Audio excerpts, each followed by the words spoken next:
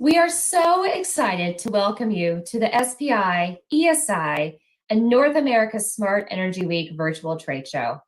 With nearly 200 participating exhibitors from across the renewable energy industry and 100 live education sessions, we are proud to bring you a robust, energy-filled 2 days of opportunity and access to the best of the industry.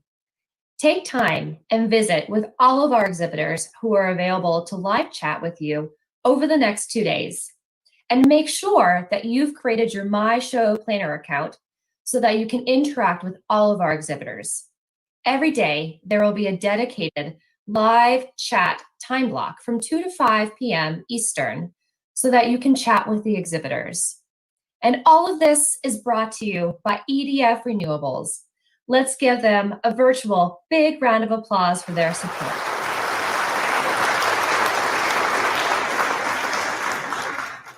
Now, we would like to recognize each of our sponsors for their support not only for SPI, ESI, and North America Smart Energy Week, but also their support to the industry. They truly contribute to the quality and success of this event. With that, our one and only highest sponsor at the megawatt level, SolarEdge. Also, be sure to check out and explore SolarEdge's interactive 360 virtual booth experience. You can easily access it from their virtual trade show booth, as well as here on the homepage of the virtual trade show. We'd also like to recognize our kilowatt level sponsors, Doosan Grid Tech, LG, EDF Renewables, Black & Veatch, and Jinko Solar. And for our watt sponsors, Baysfield, Eaton, Block Energy. Our premier sponsors, Enerbank USA, Nearmap, and Veritone. And for our supporting level sponsor, Solar Ranch Development Company. We are lucky to have some of the best-in-class industry partners any organization could ask for. We'd like to give special recognition to the California Fuel Cell Partnership, the eMERGE Alliance, Forth, and Solar Energy International, whose continued partnership has ensured we provide industry-leading content across the entire renewable energy landscape. Our industry partners play a key role in the success of SPI, ESI, and North America Smart Energy Week, and support our efforts to bring renewable energy industry professionals together to open the conversation about what is impacting the industry, best practices, and more. Now, stay tuned and watch this short instructional video that will walk you through how to create your My Show Planner and successfully navigate our virtual trade show so that you can see exhibitor demonstrations, access collateral, and even live chat through the virtual business cards that have been added by each exhibitor.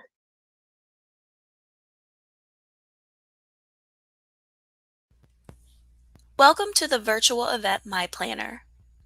This tool has everything you'll need to make the most of your time searching and networking online. While exploring the online directory, you can save exhibitors, products, documents, contacts, webinars, and more. With a My Planner account, you can access exclusive content only available to My Planner users to make the most of your event experience. Creating an account is easy. Simply click the Create Your My Planner option and complete the registration form.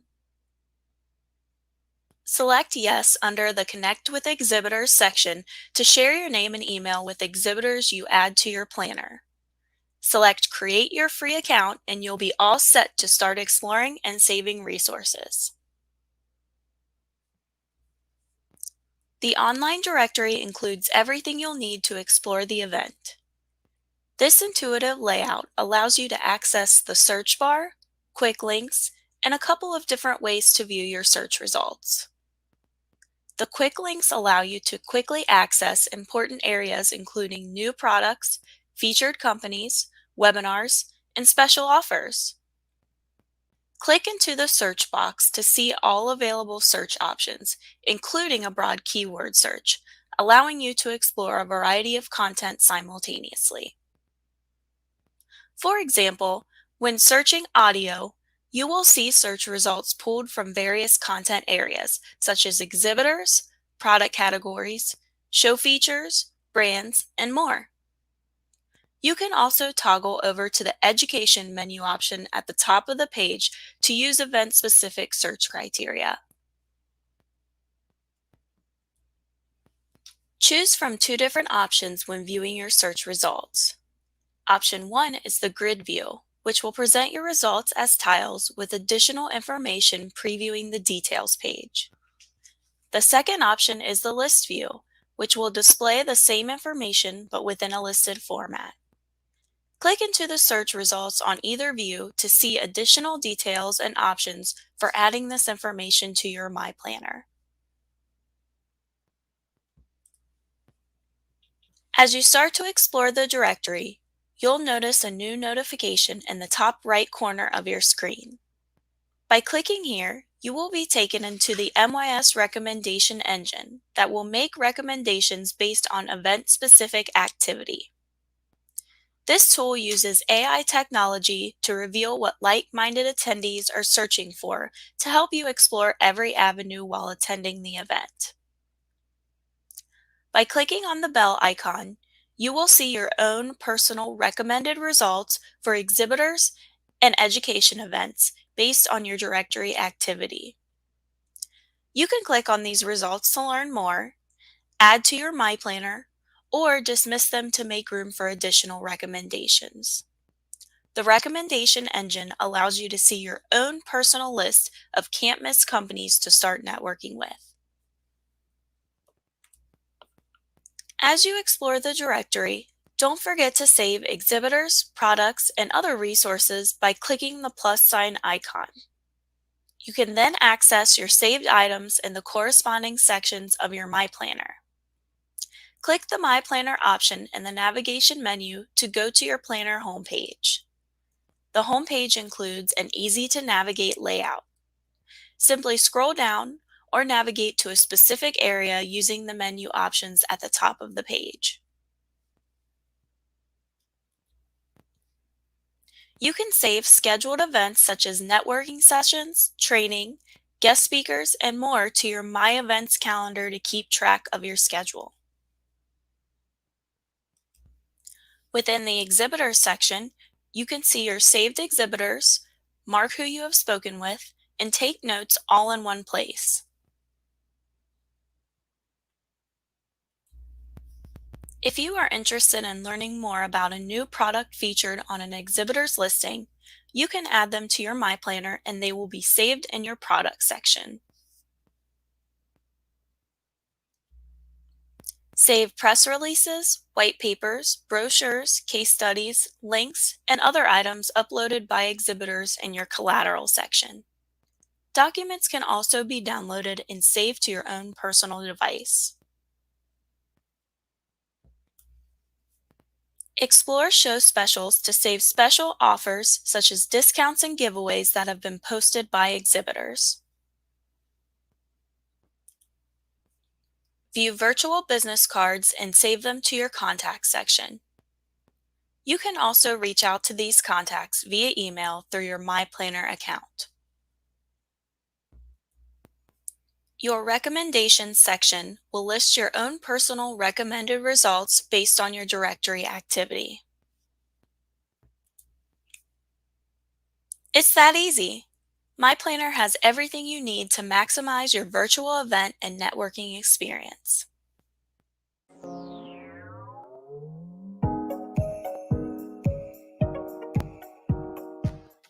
The MYS chat is a way for attendees to connect with exhibitors in real time. My Show Planner users can easily engage with exhibitor contacts through the one-to-one chat function available through an exhibitor listing or through the new chat interface within the Planner dashboard. This feature is available to all My Show Planner users with just a few easy steps. Both attendees and exhibitors must first create a Planner account, verify their email, and enable the chat feature in their profile settings to send and receive messages. Using this tool is easy. Simply log into the planner and click the My Chat button. Here, attendees can view their saved contacts along with a full list of all contacts. Any exhibitor who has the green tag labeled Available is currently available for a live chat. To start a chat, attendees can simply click the chat button to the right of the contact's name. They can also start a conversation by clicking the chat button next to the online contact information on the exhibitor's details page.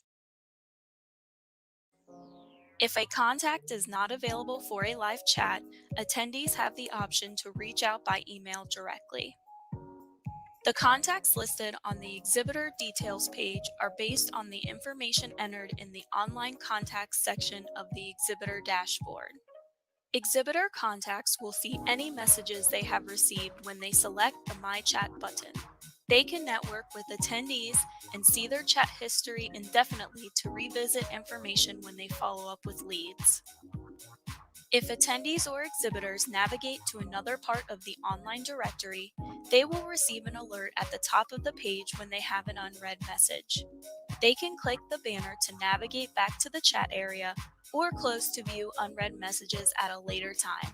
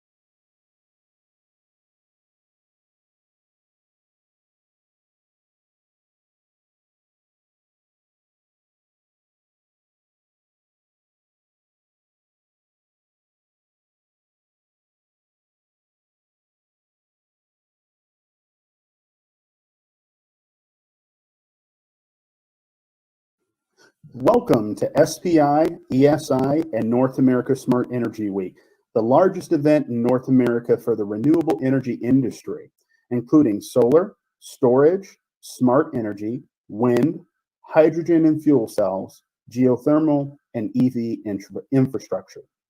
Thank you for joining us from your home office. I am Raheem Swan from the Solar Energy Industries Association. And I am Robert Tucker from the Smart Electric Power Alliance, your energy storage track ambassador host for the next 2 days. Our role is to help you navigate energy storage and why it is important to our industry. Energy storage in all its forms has a key role to play in the electric power industry's smart transition to a clean energy system. SEPA is focused on providing education, research, standards, consulting services, and collaboration to help the industry with this transition. Events like SPI, ESI, and North America Smart Energy Week are great forums for this collaboration, even if we do have to do it in a virtual setting.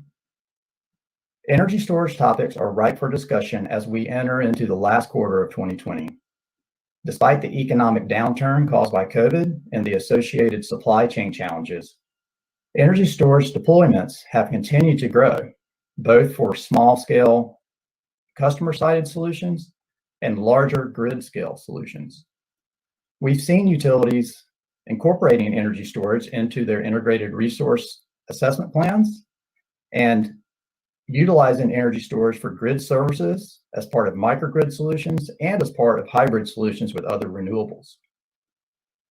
We expect the energy storage market and utility interest in storage to continue to grow as existing commercially available technologies become more mainstream and new technologies offering expanded capabilities and value streams enter the market.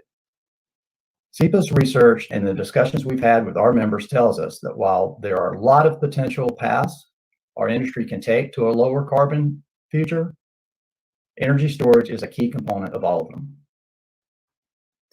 The Solar Energy Industries Association is leading the transformation to a clean energy economy, creating the framework for solar to achieve 20% of U.S. electricity generation by 2030. SIA works with its 1,000 member companies and other strategic partners to fight for policies that create jobs in every community and shape fair market rules that promote competition and the growth of reliable, low-cost solar power. Founded in 1974, SIA is a national trade association building a comprehensive vision for what we call the Solar Plus decade through research, education, and advocacy. We encourage you to learn more about us at www.sia.org. Most solar companies view storage as a significant growth opportunity. While there is plenty of room for growth of standalone solar in most states, the long-term success of the solar industry and its ability to scale to 20% of total energy generation and beyond depends on the cost-effective integration of storage. Over the next 2 days, I'd like to encourage all of you to check out the energy storage sessions occurring this year. A wide range of topics are being addressed, ranging from the economics and business models of storage to more technical discussions on storage, interconnection, and optimization of energy storage and utility operations.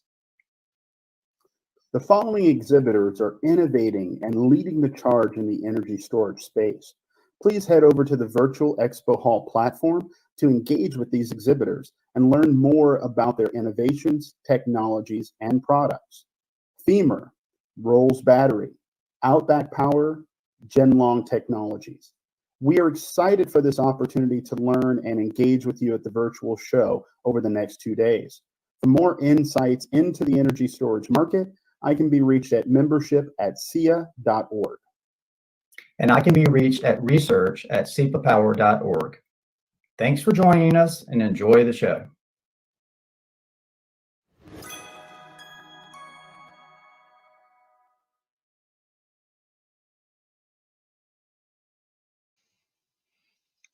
Good morning, everyone. My name is Jason Goodhand, and I'm the Global Leader for Energy Storage at DNVGL. I'm coming to you from my home in Toronto, Canada today. I would have loved to present this in person, but given the circumstances, I'm glad we still have the opportunity to present to you virtually. I'm a fairly recent addition to DNVGL, but I've been in the renewable sector for a while, and that's actually part of the story I'll be telling you. Today, I'm going to take you through a journey on how we got to where we are in the energy sector, given innovations in primarily renewables, energy storage, and to a certain degree, hydrogen. And we'll see what this can tell us about where we're headed. I've titled this The Path to 100% Renewables.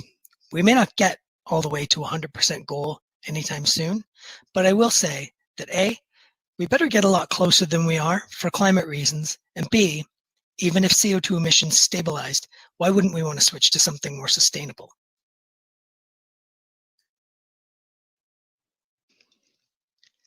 So let's start this story. Now, there's probably a few different generations represented in the audience today. Some baby boomers, Generation X like myself, and some millennials, I would expect. So let's step back for a moment into the year 2000, and for the younger crowd, I'll describe a little bit about what the world of technology looked like. So I had just graduated from engineering. I had my first cell phone. Not everyone had one at that point, and they certainly didn't look like today's phones. Thumb drive media was new. DVDs were a thing, but Blu-ray wasn't yet. Facebook didn't exist, and Google was just starting out. In the energy sector, if we look at vehicles, GM had electric cars, but they weren't running on lithium batteries. They were using lead acid. In the field of renewables, solar had reached 1 gigawatt of installed capacity globally. Wind was about 20 times that, at 20 gigawatts. And where I lived in Toronto, Canada, we had one of our first wind turbines in Ontario. They were in the kilowatt scale still, but getting close to 1 megawatt. And as I saw this every day, it inspired me to pursue a career in alternative energy. So in 2002, I entered the hydrogen fuel cell space, my first foray into clean energy. And personally, I thought we'd be driving hydrogen cars by 2010. Let's take a look and see what happened. So as we jump a decade closer to today, we see that wind was still above average wholesale cost, but below peak costs. Solar was double that, but about to get much cheaper due to an oversupply in Chinese silicon.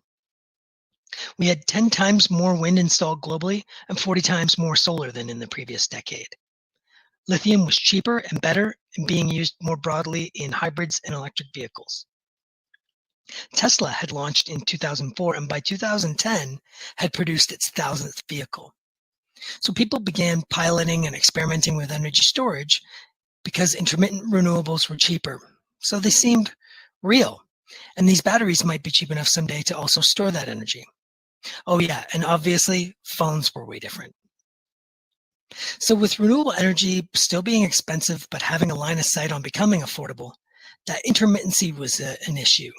And that helped support a small startup community of storage technologies such as flywheels, compressed air, thermal storage, other types of battery chemistries in addition to lithium, and hope someday for green hydrogen.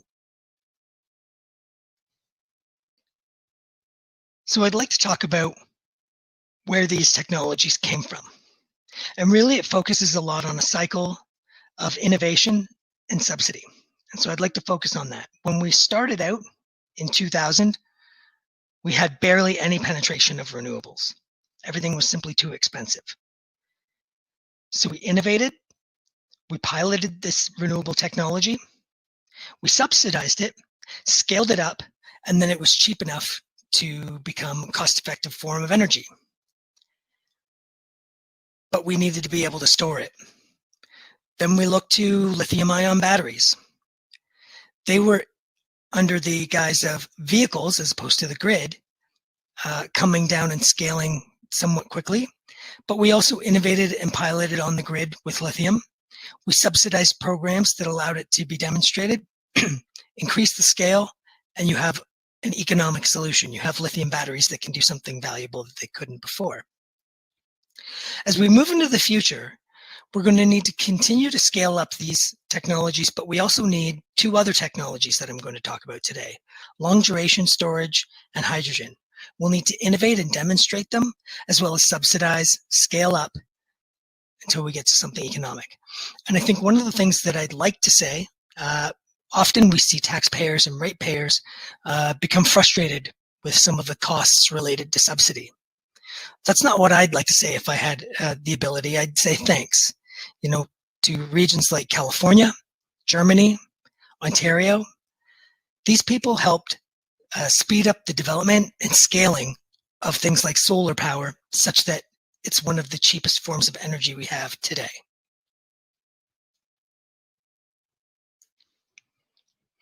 So let's talk about where we are today, 2020. Despite the fact that half of all new capacity additions to the grid globally are wind and solar, we still haven't even hit 10% of our electricity supply being from renewables. To do so, we need far more wind and solar and a way to store it. The forecast shown here comes from DNVGL's Energy Transition Outlook 2020. It's an annual report that looks comprehensively at all aspects of energy supply and use, from heating buildings to new storage technologies, EV adoption and population shifts, carbon and fuel pricing, as well as hourly electricity prices in 10 different regions, in order to determine what we think will happen. We look for one most likely case based on all of our inputs. We iterate the model and come up with the solution of what we believe is most likely to happen. This research and modeling informs a lot of what I'll be talking to you about today. We model out to the year 2050. That's the goal period of our analysis, and we'll be getting about 62% of our energy from solar and wind at that point. We won't be getting to 100% renewables supply in the electricity sector by 2050. Will we beat this? It's possible. We could innovate and subsidize and drive more renewables. But it's also possible that we won't even hit this target. It's going to take innovation, subsidy, policy, and scaling.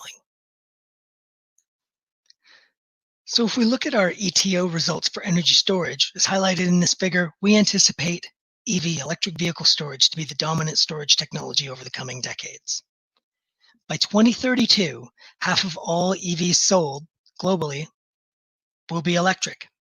And that will mean that we have roughly 300 million electric passenger vehicles. By 2050, the vast majority of passenger fleet will be electric. 2- and 3-wheelers will effectively be all electric. And commercial vehicles, about 60% of them will have switched over.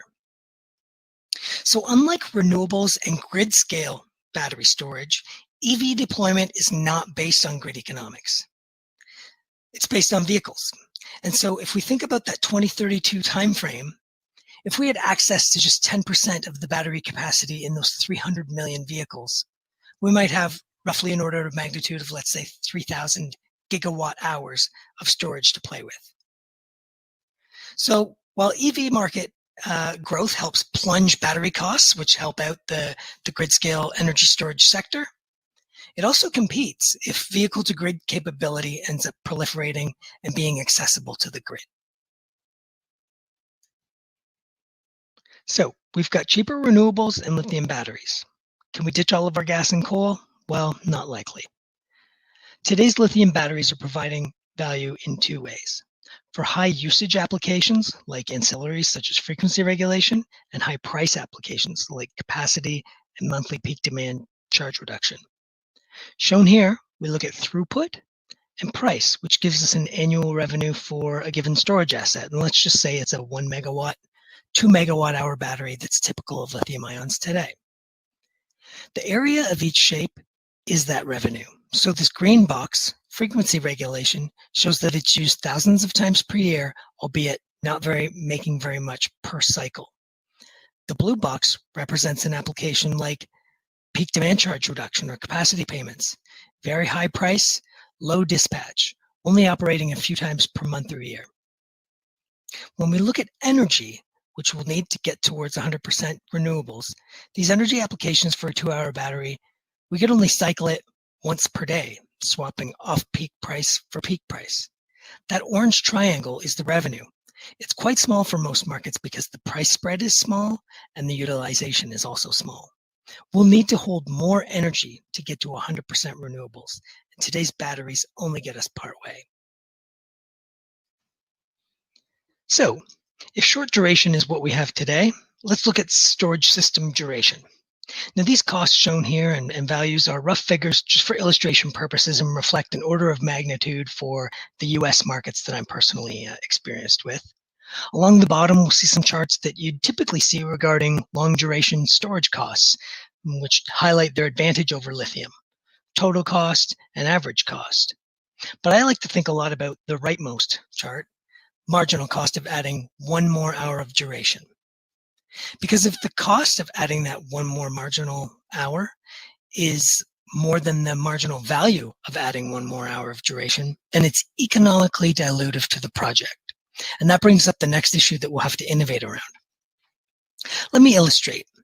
With respect to the applications we see being attractive today in the top left, if you look specifically at those applications by themselves, they don't benefit from having long duration batteries. There would be no marginal value in adding more than a few hours of storage for that specific use case. Frequency regulation actually only needs about an hour of storage to be effective. But energy arbitrage or shifting energy increases the total value with additional generation. There is marginal value to that use case, albeit very small. As you approach 12 hours duration, obviously you'd have to look at moving beyond intraday spreads towards interday price spreads for energy at a higher value. But you'd be cycling less often throughout the year. So again, the revenue is going to contract. The marginal value will contract. This tells us what we already know. You need many hours of high price spreads throughout the year and very low marginal costs for long duration storage to work. At the extreme, you'll actually see value in seasonal storage, perhaps, where you get some spread between peak summer solar generation surplus being shifted to darker winter periods. But that's only possible with 1 discharge per year as a use case.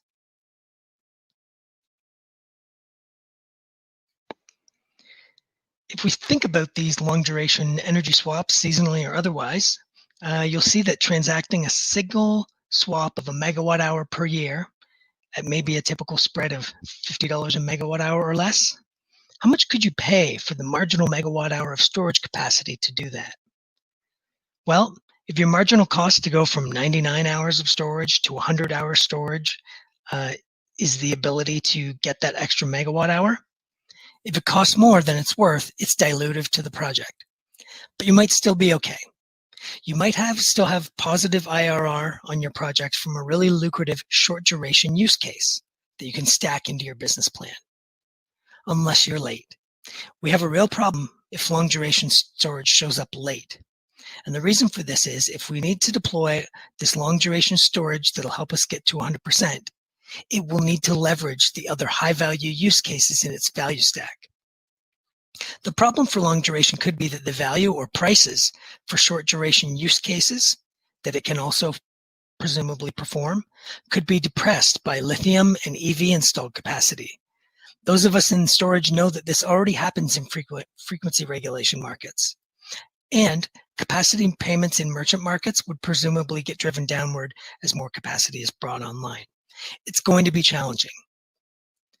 When DNVGL looked at seasonal storage in a white paper it issued last year, it indicated likely that hydrogen storage might be a likely winner. But I'll talk a bit more about that in a sec. And so I wanted to look again at how this storage sector might unfold. And keep in mind, this is a global chart. And as I mentioned, our model seeks equilibrium based on regional prices. So North America would be one whole market, including Canada, Mexico, and the United States. So there's likely some growth of storage in pockets like California, Hawaii, and New England with its tight gas, which are underrepresented in early years the way it's modeled today. We predict significant growth in utility scale storage. Pumped hydro shown here is a mature technology, which is set to grow only 40% over the next 3 decades, and it's limited where it can be used. But it also helps create a bit of this hockey stick.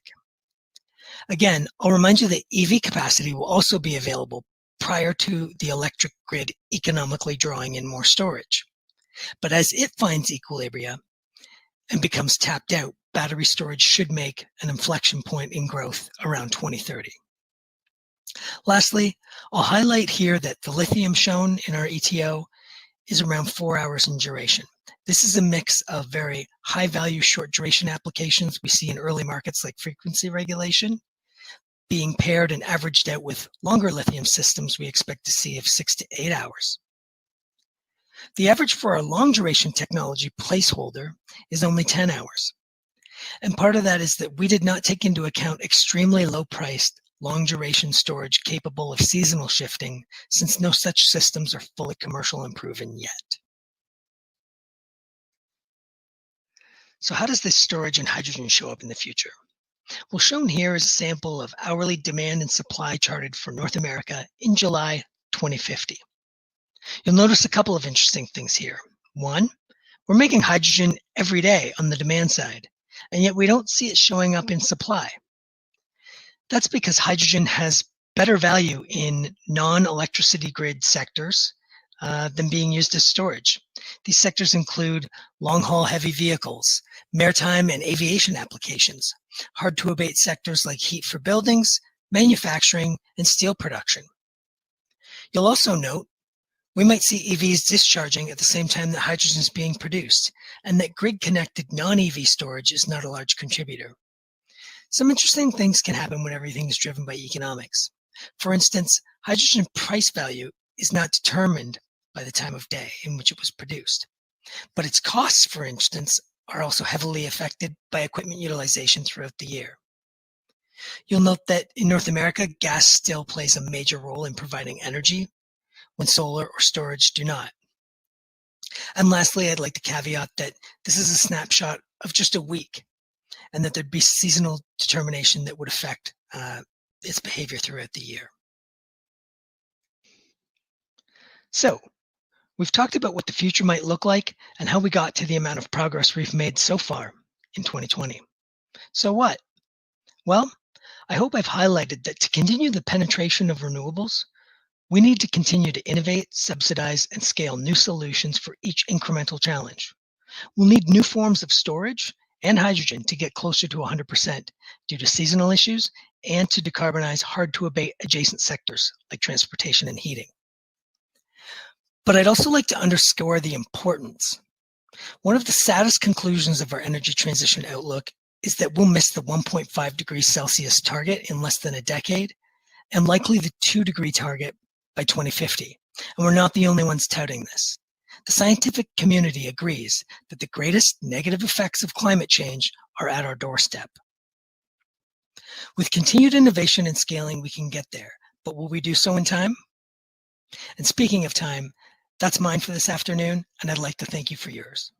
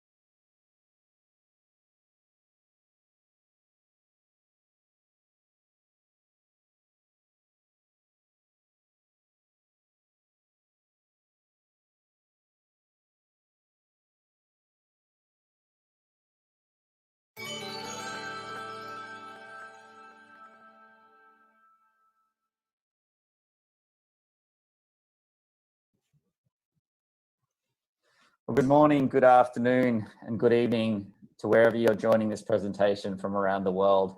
My name is Andrew Tanner. I'm VP of Strategy and Growth at Yotta Energy. And today's presentation is about panel level energy storage and how it's getting it right where centralized energy storage does not. So Yotta Energy is an energy storage company innovating a fully integrated hardware and software solution for microgrids. We simplify the application of energy storage to solar projects at a lower cost than centralized alternatives. You can see our product here below, which I'll talk about in greater detail later on in the presentation. So at a macro level, the market trends that we're observing in energy storage are very encouraging. We're seeing lithium-ion batteries declining at a rapid rate, steadily heading towards sub $100 a kilowatt hour at the pack level. You're seeing mandates for energy storage growing coast to coast, particularly in markets like California, New York, Massachusetts. You're also seeing the value for energy storage actually being realized. You know, the 2014 wheel of values that Rocky Mountain Institute released back then were somewhat utopic, but now there is actually a way to value stack and contract for multiple different value streams, particularly for behind the meter assets. We're also seeing a growth in the market as a consequence. Wood Mackenzie forecast is to grow 10x by 2024.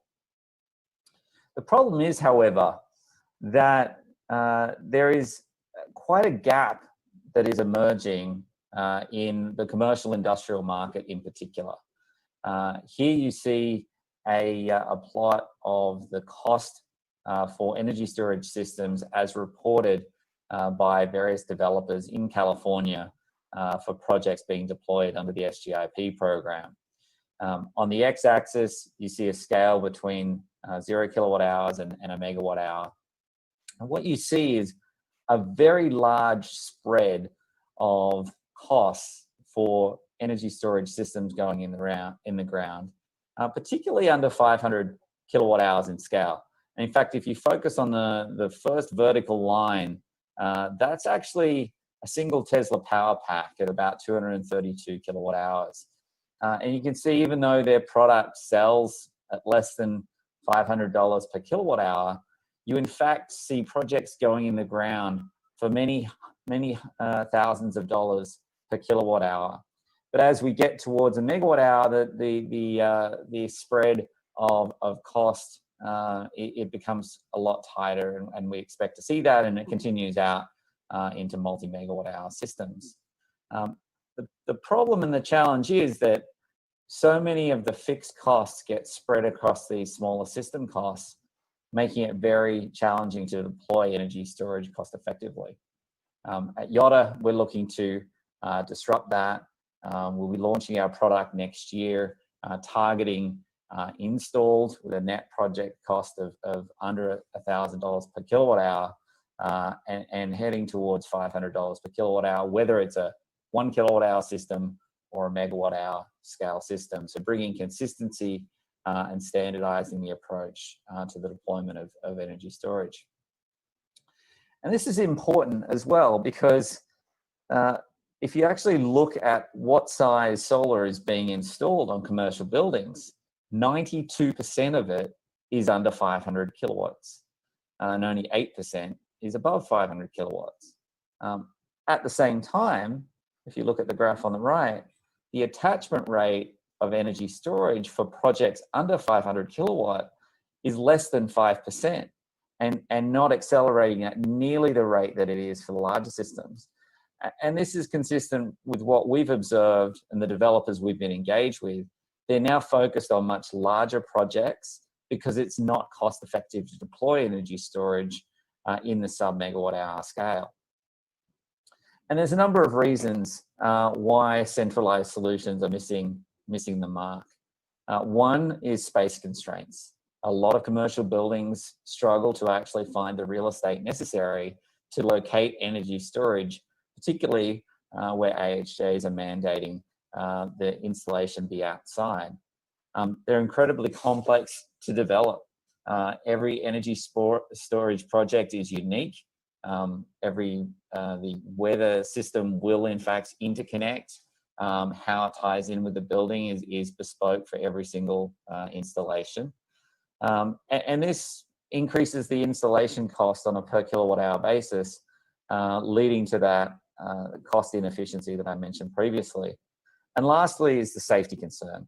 You know, these large metal enclosures pose significant risk for thermal runaway. If you put lots of batteries on top of each other and there is a fault, then the flame will propagate from one pack to the next.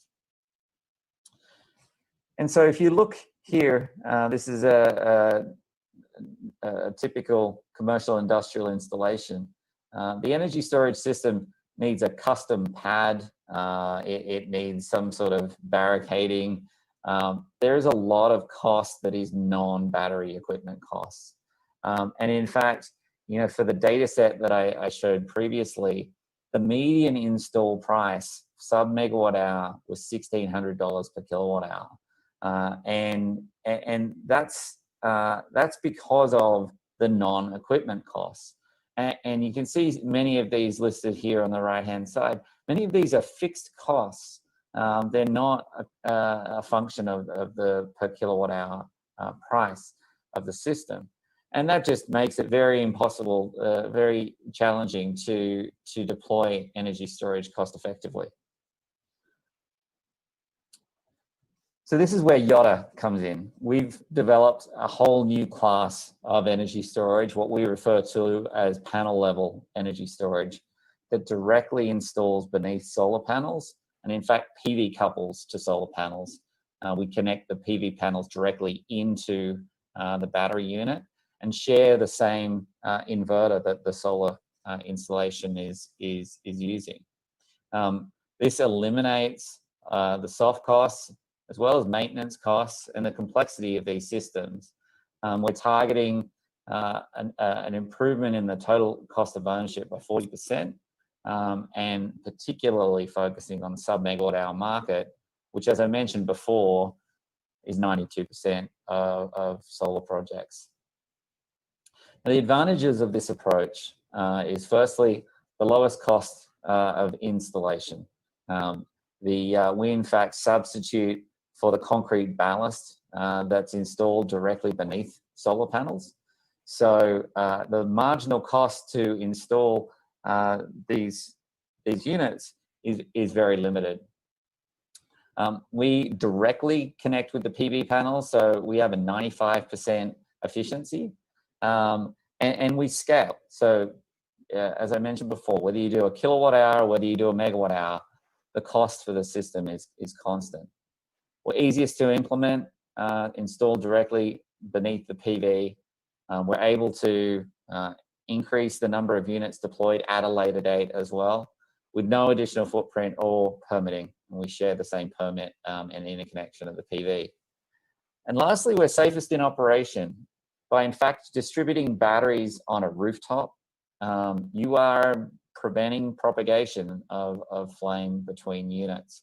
And our product uses the safest lithium-ion battery chemistry, being lithium iron phosphate, and our containment of each kilowatt hour is in aluminum enclosure wrapped in a ceramic material to provide additional safety.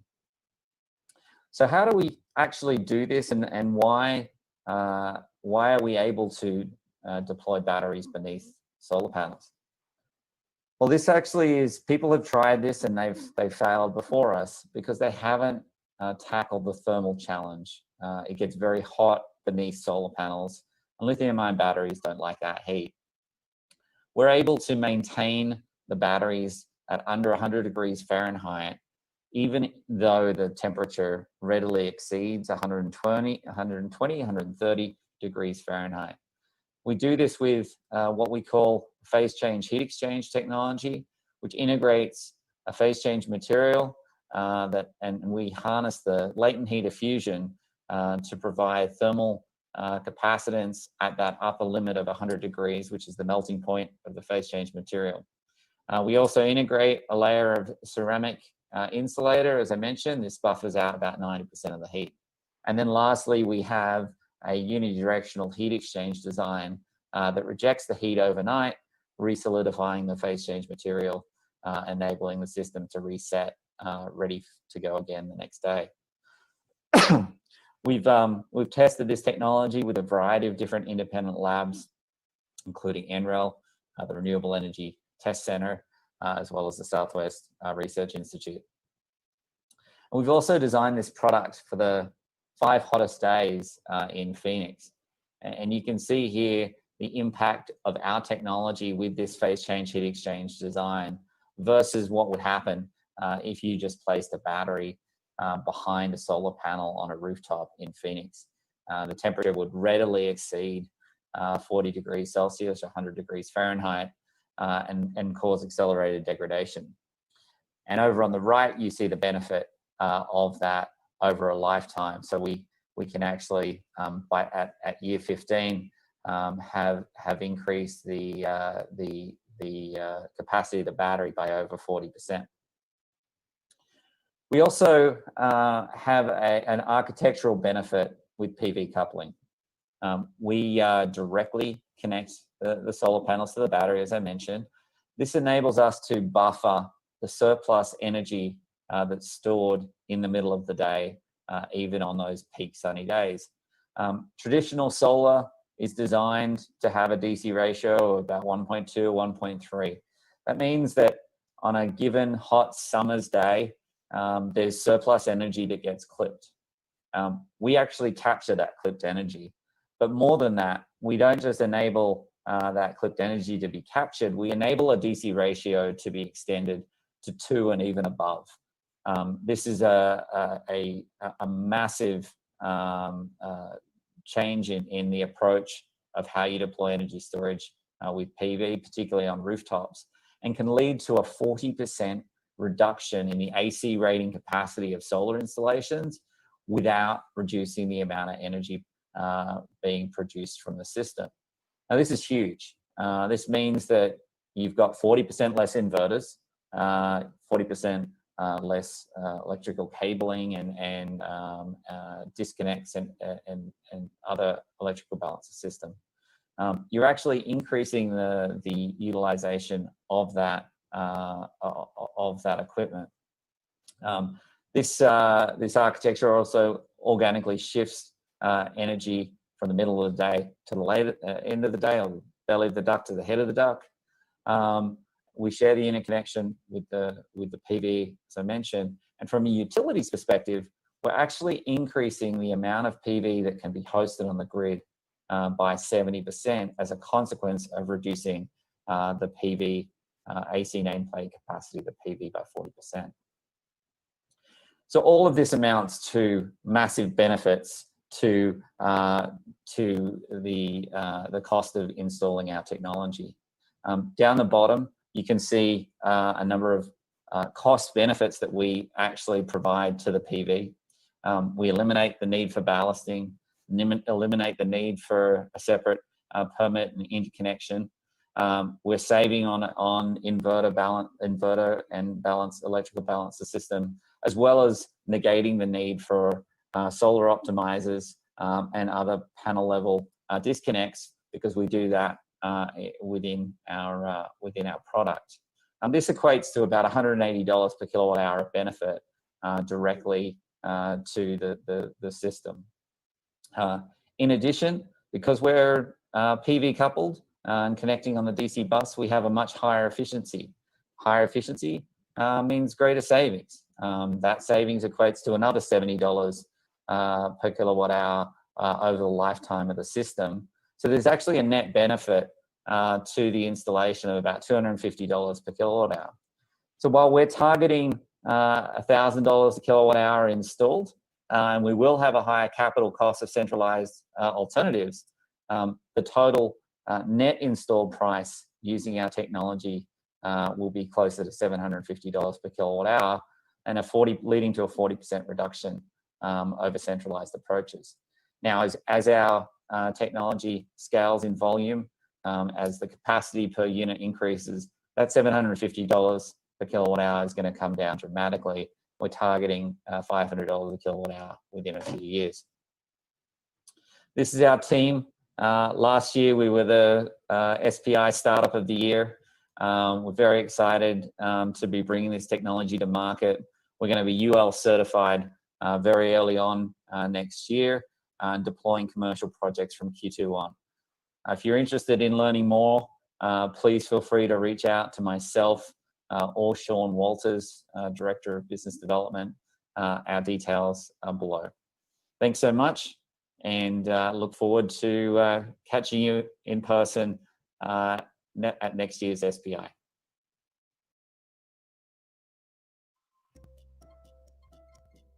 Hello, my name is Becca Jones-Albertus, and I'm the Director of the Solar Energy Technologies Office at the U.S. Department of Energy.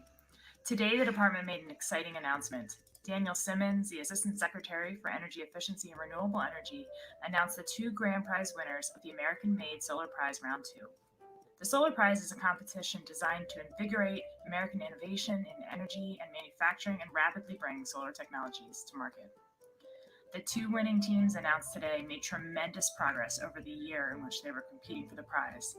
Each of our winners is receiving $500,000 in cash prizes and $75,000 in vouchers redeemable at the national laboratories and other partner facilities.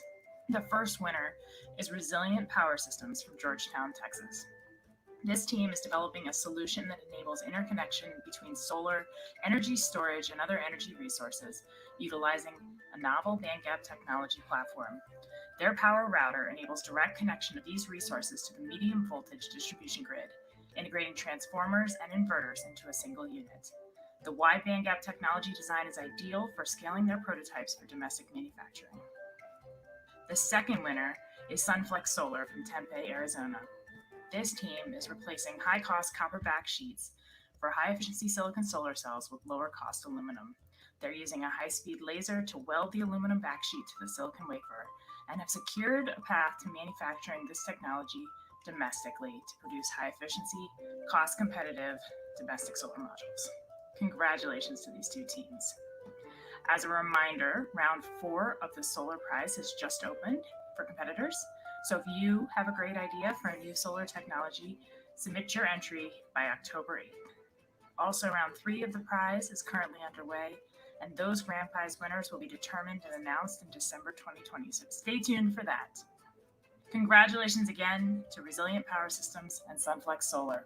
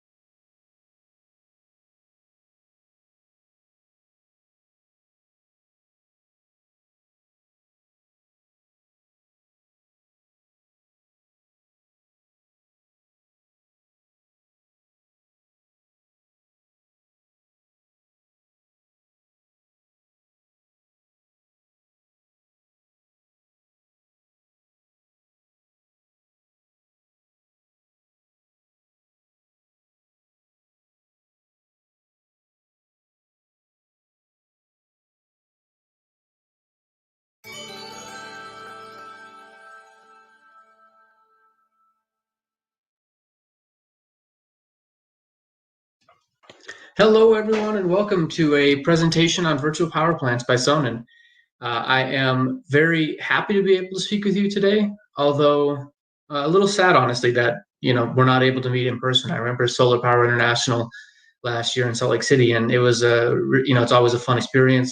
It's always great to see each other and talk and be able to show you what we're excited about. And unfortunately, the reality is that we're not able to do that this year.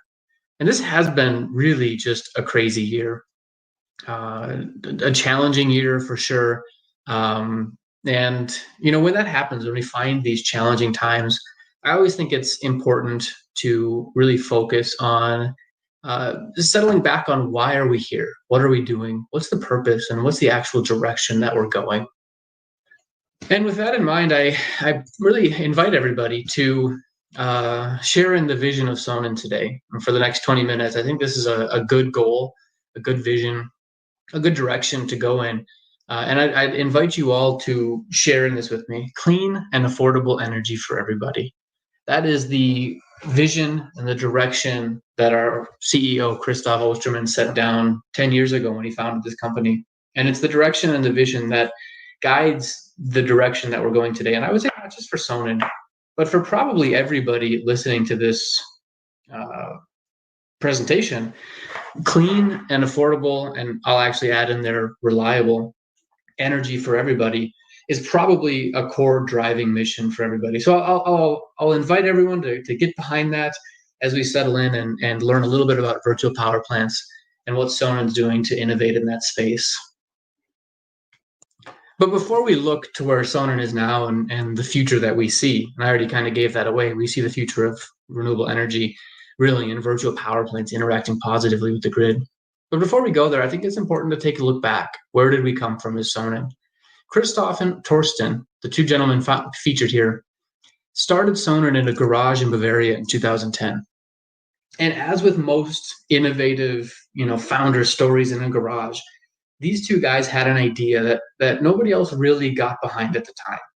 And that was that grid-tied, net-metered solar power only answers part of the question. And in fact, the part of the question that it doesn't answer is maybe the most interesting. If anybody remembers 2010 in Germany, you'll remember that it was a bonanza for grid-tied, net-metered solar power. Every farm roof in the country of Germany was having solar energy installed on it, grid-tied solar energy, because the German government wanted to go green. And the way they saw to go green was to incentivize people to install solar on the grid. But of course, what happened is they found out that there are limitations to just net metered solar. Solar only feeds in when the sun is shining. It stops when the sun is not. And of course, Germany has a lot of wind, but when they had the sun shining and the wind blowing at the same time, there was too much energy on the German grid. I remember negative spot prices in Germany in 2015 and 2016. And of course, what happens then is Germany is feeding all this clean energy they invested in, this green energy. They're just feeding it to Poland, to wherever they can't use it, they just dump it into the ocean in big resistors. So all that clean energy is actually not going to a positive use.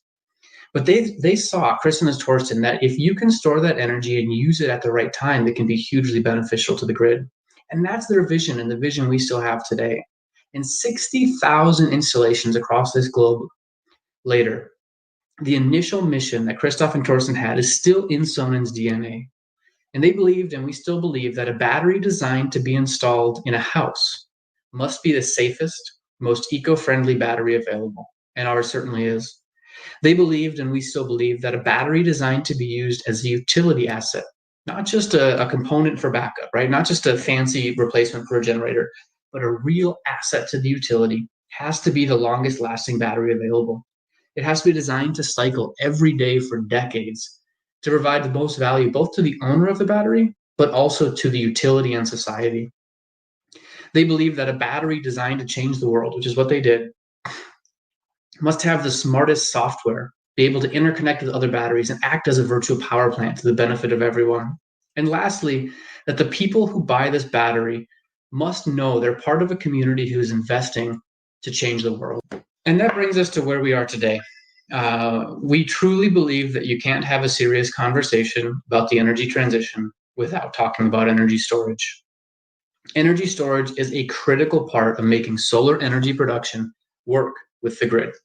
Not just feed on to, shove energy in when the sun is shining, but actually be a positive contributing member to the function of the grid and the health of the grid. With proper energy storage, we can avoid peaks in consumption and production, charging energy off of excess solar, or even from the grid during low tariff time when there's more production than we need, and discharging it against excesses in consumption. Doing that helps us decrease the reliance on peaker plants. Peaker plants are the dirtiest and most expensive form of energy. So if we can decrease our reliance on those peaker plants, we can help decarbonize all energy production, not just for the people who own solar and the batteries, but for everybody who consumes energy on the grid, and also reduce the cost of that energy. With proper energy storage, we can decongest critical transmission and distribution infrastructure. When I say decongest, what I mean is really that these batteries located at the point of consumption, not some utility power plant miles away, but at the point of consumption, can discharge against these peaks in consumption, allowing us to offset that consumption where it's being used. So the utility lines and the feeding stations and the transistors in between the power plants in our homes can be decongested. This decreases the risk of service interruptions, and it also allows utilities to defer investing in that, meaning they can invest in the most important parts of their grid first, not just the most overtaxed parts. And proper energy management also means that we can ensure reliable energy in case of an outage. That literally saves lives. As I saw in Puerto Rico after Hurricane Maria, having access to energy when everything else in society has gone wrong literally saves people's lives. Now, batteries in every home is a start. Putting a battery in every person's home is a great start, and it's a step in the right direction. We absolutely know that batteries, when they're connected to a well-designed time-of-use rate structure, can, with just a battery in the home, achieve many of the goals I just listed. Peak consumption and decongestion and reliable energy. But we know that with the smart, intelligent software available today, there is much more that batteries have to offer. Battery energy storage systems have a unique ability to charge and discharge rapidly while being located at that point of greatest consumption. These batteries can actually go a step further, that smart energy storage systems can be aggregated using online software to charge and discharge thousands of batteries at once. So you can, with thousands of batteries installed, say 1,000 batteries, you can click a button and discharge 4 megawatts of energy. Now to the grid, that 4 megawatts looks the same as 4 megawatts that would have come from a peaker plant. In fact, that 4 megawatts is actually better for the grid. Let's contrast these batteries to a peaker plant. Batteries are located at the point of consumption. A peaker plant is miles away, because really, who wants a peaker plant in your backyard? Batteries can charge and discharge. Peaker plants can only produce energy, and batteries can do that at the flip of a switch, whereas the peaker plants have to ramp up production. The batteries are actually technically better than the peaker plant, and they also have the benefit of being able to decarbonize energy production and decrease electrical bills for consumers. These virtual power plants can produce all the services we talked about earlier: demand response, transmission and distribution, decongestion, frequency regulation, all of these from batteries located in people's houses. And that's what a virtual power plant is: aggregated energy storage systems able to work as one to provide grid services. Now, to look at what a real virtual power plant is, I like to look at Germany. Germany is what's called a deregulated energy market. So in Germany, anybody can sign up to be a utility. And there's multiple types. There's a grid operator who maintains the grid. There are energy providers who just produce energy, and there are service providers. And in Germany, Sonos actually operates as a utility. We're a service provider who provides the service of frequency regulation. So, a little background on a grid: when there's too much energy production, the frequency goes up. When there's too much energy consumption, the frequency goes down. Sonnen is able, on the German grid, to discharge the tens of thousands of batteries we have as part of our virtual power plant when there's too much consumption. We can actually raise the frequency on the grid. Or when there's too much production, we can charge those batteries, ensuring that the energy provided to consumers is cleaner and more reliable, and that the grid is at less risk of being unstable. And the way this works on the market side is customers sign up for what's called the Sonnen Flat. And as part of the Sonnen Flat, Sonnen has the ability to use their batteries as part of a virtual power plant. And in exchange, Sonnen pays their utility bills for 10 years. That means that the value Sonnen is providing and getting as part of a grid service provider is greater than those customers' utility bills. Now, unfortunately, the US market is not nearly deregulated enough for that. So we needed to innovate and create a new type of virtual power plant in the United States market. And what that looks like in the United States is Solar+Storage. As I said, the United States model is simply too rigid and inflexible to allow us to create a German-style virtual power plant. And even if we were able to do that in, say, California, we wouldn't be able to export that across the border into Nevada. They have totally different structures. But what we've done at Solar+Storage is really unique. We've partnered with the building developer, Wasatch Group, the utility, Rocky Mountain Power, and an investor, a different part of the Wasatch Group, to create a totally third-party owned virtual power plant model. So distinct from a German model where a customer has to buy in to be part of the virtual power plant, the customers of the Sonnen virtual power plant in the United States have to do nothing but live in a community that's part of a virtual power plant. This American virtual power plant model is one in which a third-party energy investor, in this case the Wasatch Group, but could be any typical energy investor, right? The guys who invest in gigawatt-sized projects in India or China, or really any investor who wants to own a virtual power plant, purchases, installs, and owns hundreds or even thousands of batteries, and they earn a return over decades. Now, the average American consumer doesn't have an appetite for a decades-long return. I'm not going to live in my house for more than a decade. Why would I want to spend money now that I won't see a return on until 15, 20, 25 years later? But the assets, the actual parts that make up a virtual power plant, these PV modules, the inverters, the batteries, can last so much longer than just 10 years.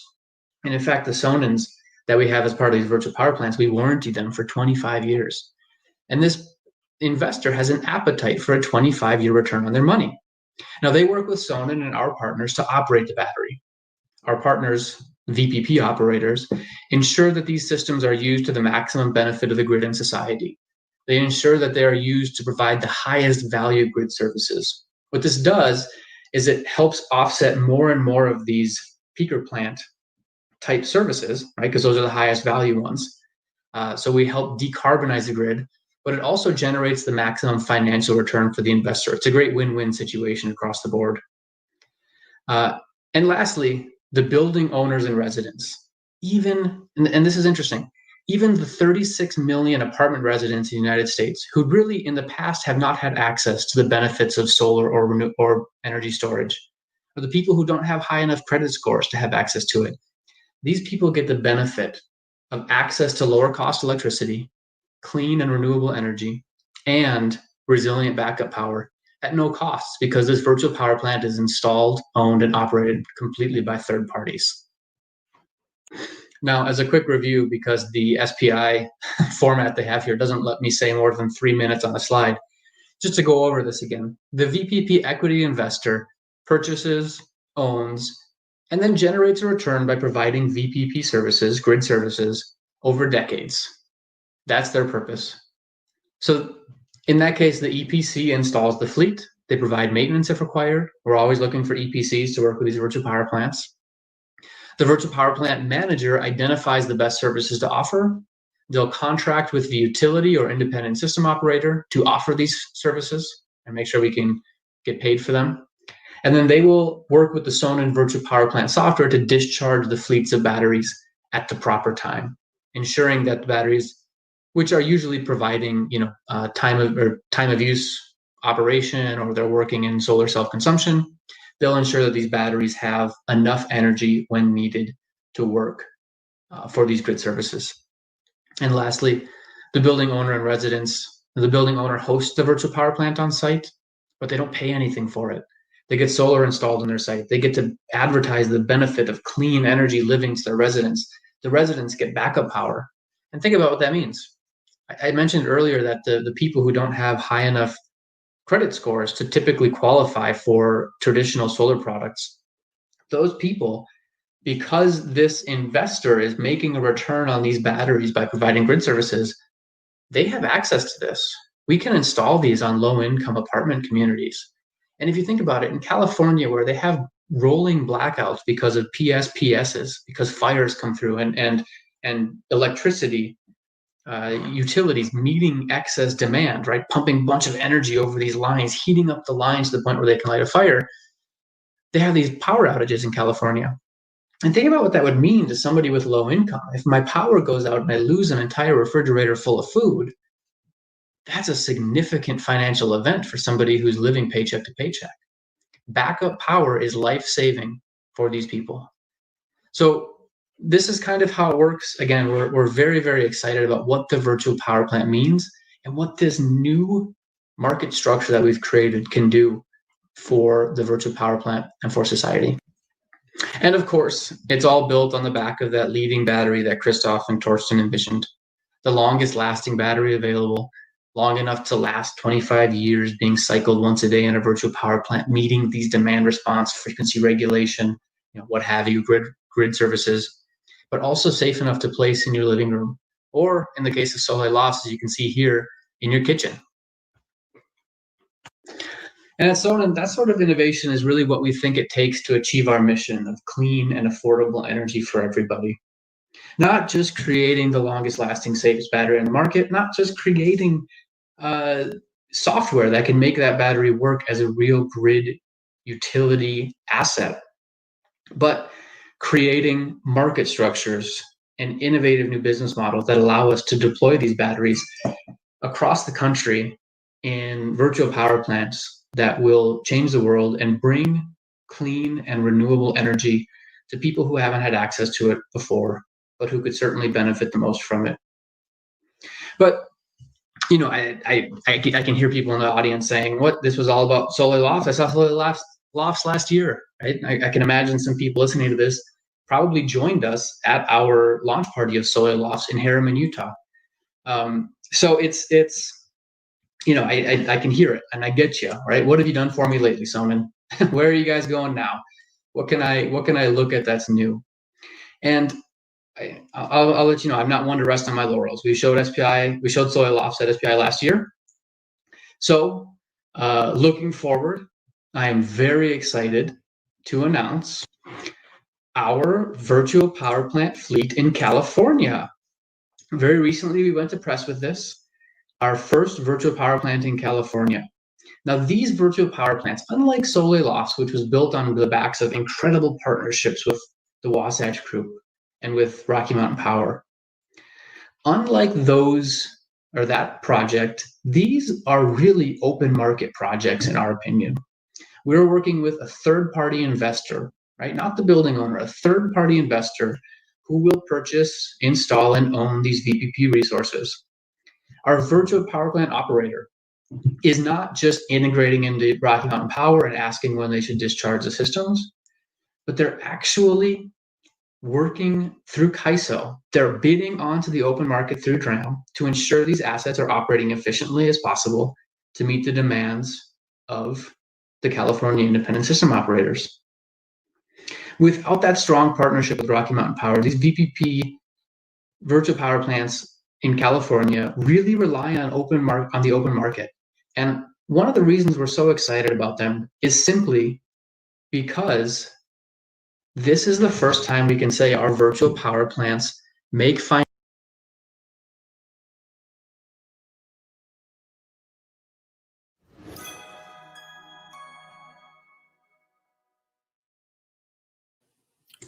Hello, everyone, and thank you for tuning into this session today. My name is Tim Sylvia. I'm an editor with PV Magazine USA, and I'm joined today by an esteemed guest who I'm quite excited to talk to, Adam Genter, Vice President of Premium Products and Projects with Sonnen. Adam, welcome. Tim, thank you. Pleasure to talk to you. Of course. Pleasure to talk to you too.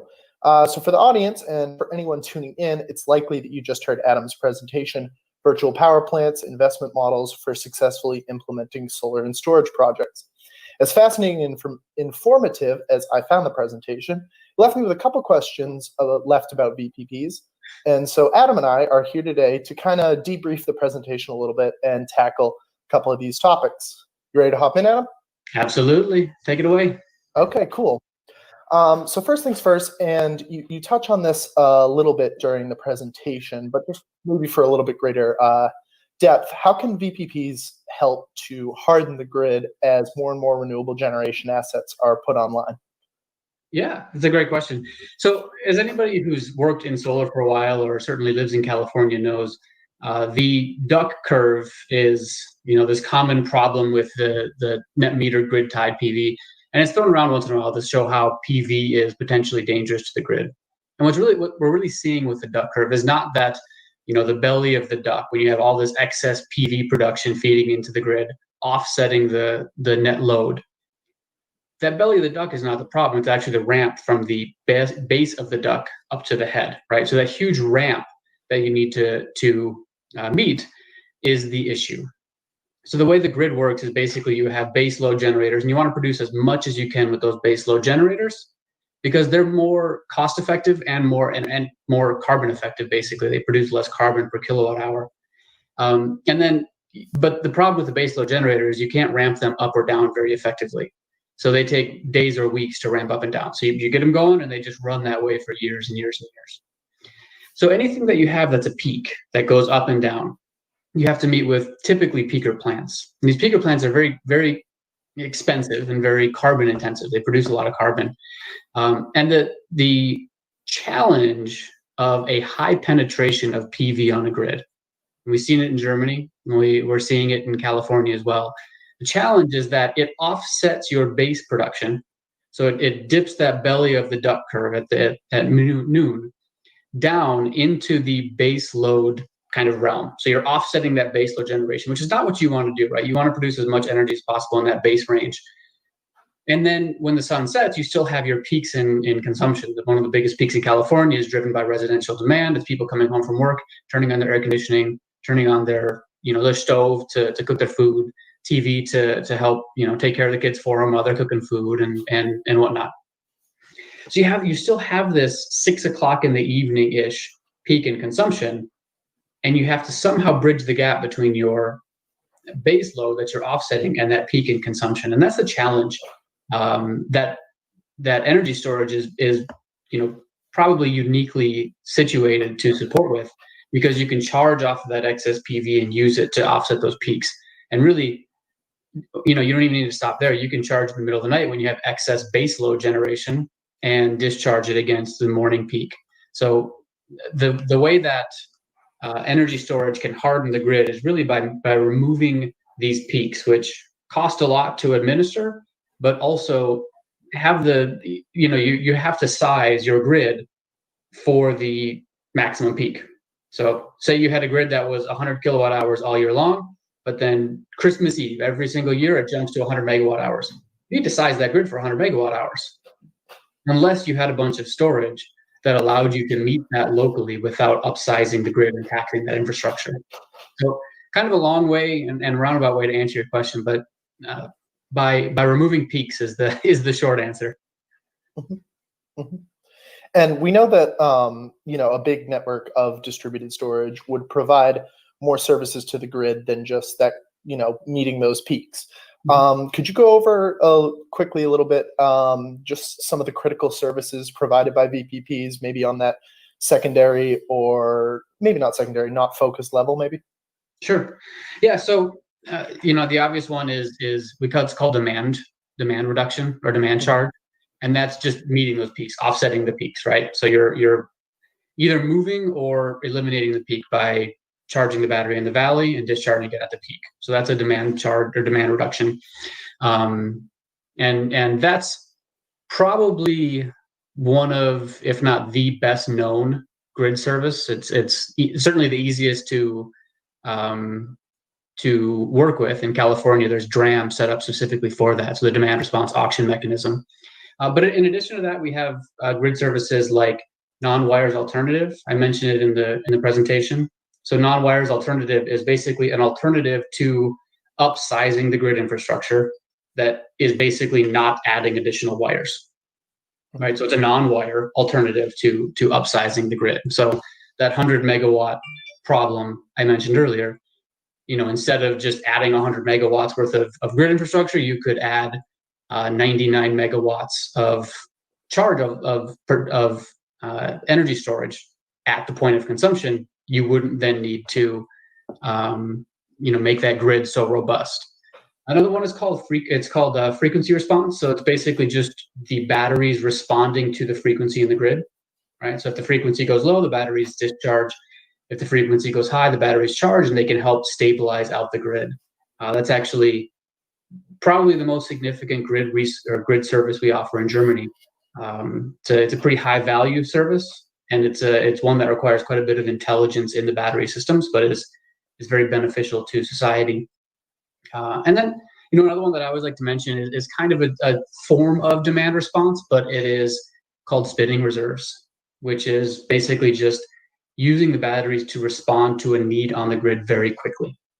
So spinning reserves is called that because in the grid world, you have spinning turbines, right? Physical turbines that are spinning to produce energy. And if you need energy or more out of them, you can basically overpower them. You can make them produce more energy by spinning them harder. So the capacity between where they're producing and what their max production is called spinning reserves, right?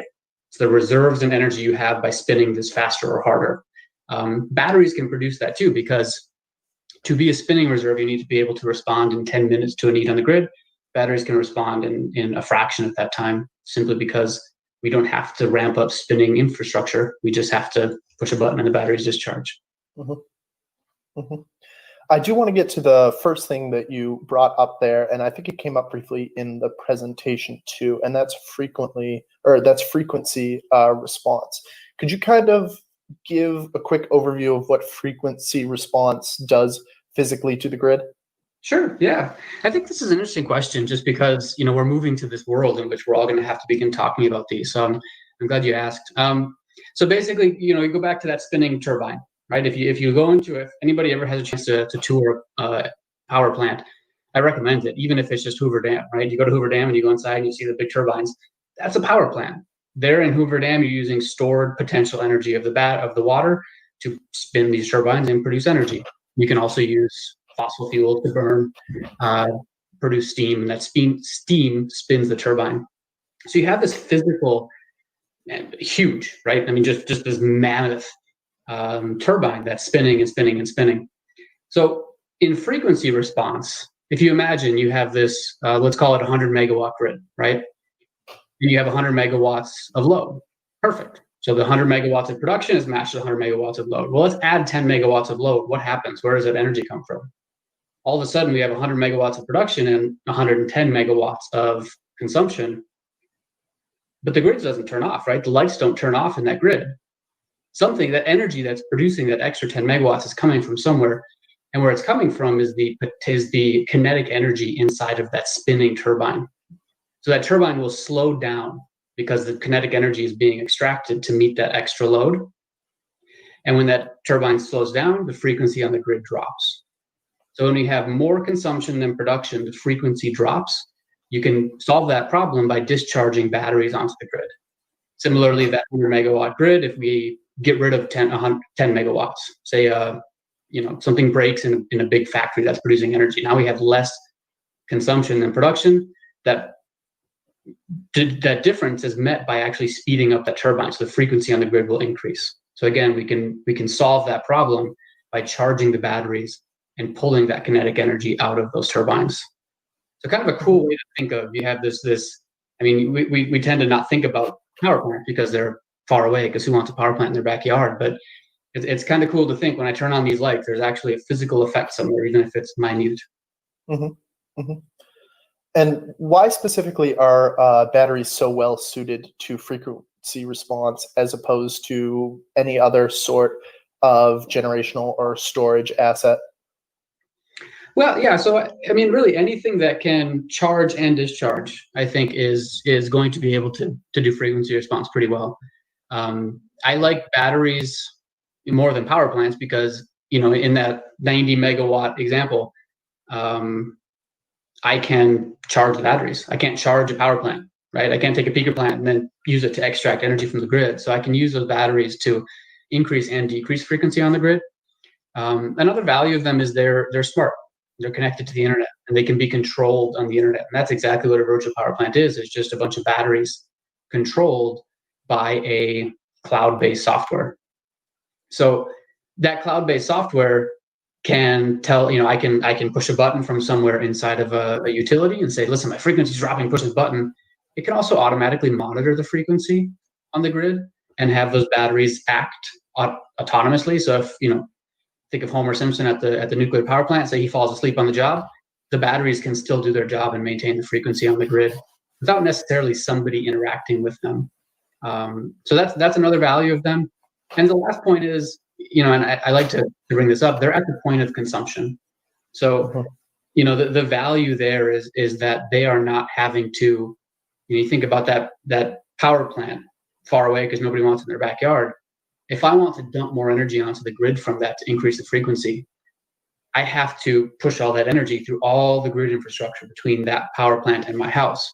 Whereas if my battery wants to discharge and maybe offset, maybe actually discharge energy into the grid, it's doing so at my house, not dozens of substations away and hundreds of transistors away, and it's right there. Mm-hmm. And I think that actually kind of answers or goes into my next question, which would be, so we understand that batteries can provide this service very easily, but my question there was going to be, what's the advantage of having these distributed smaller batteries providing those services rather than, some sort of centralized battery maybe attached to a large solar system, but it is that reduction in load on the transmission infrastructure? So that's a big part of it. Yeah, is that I don't have to have the inefficiencies of running that through substations to get to me. And I mentioned non-wires alternatives. So I can use that to actually decrease the demand and the wear and tear on those grid infrastructures.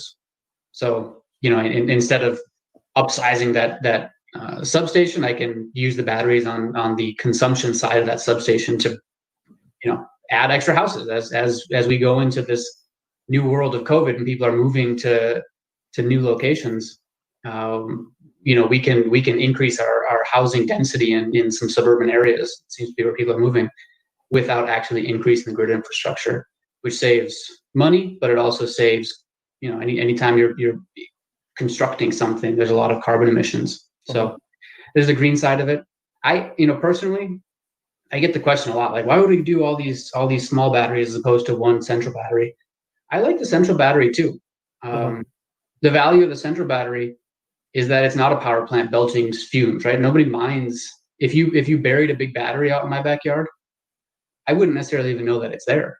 So you get rid of the whole "I don't want it in my backyard" problem.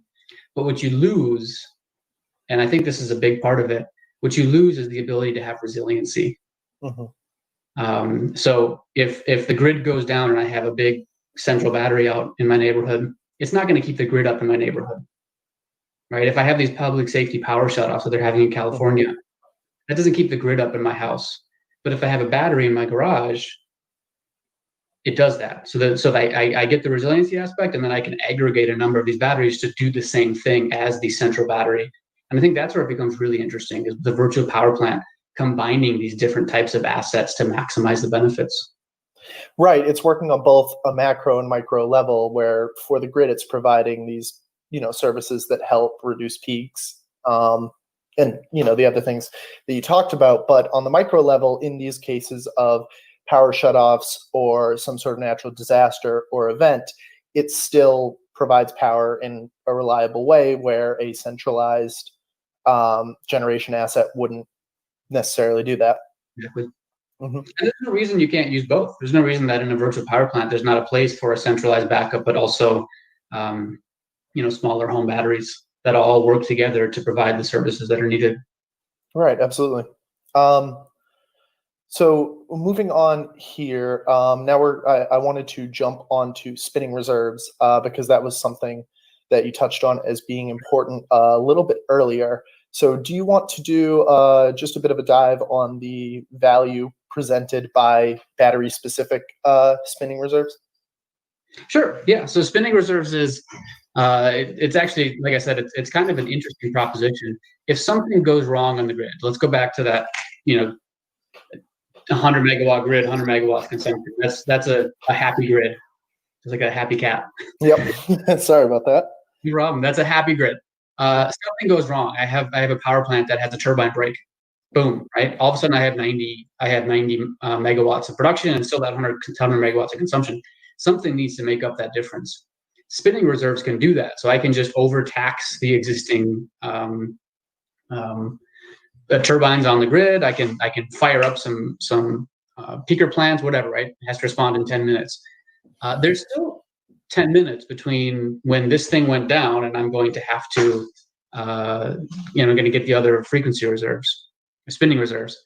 So I think batteries can play a uniquely valuable role in keeping the grid in a stable and happy position, because again, I can push a button and discharge. I've seen it. It's under 10 seconds that I can have this fleet of batteries discharging to whatever demand I have on the grid.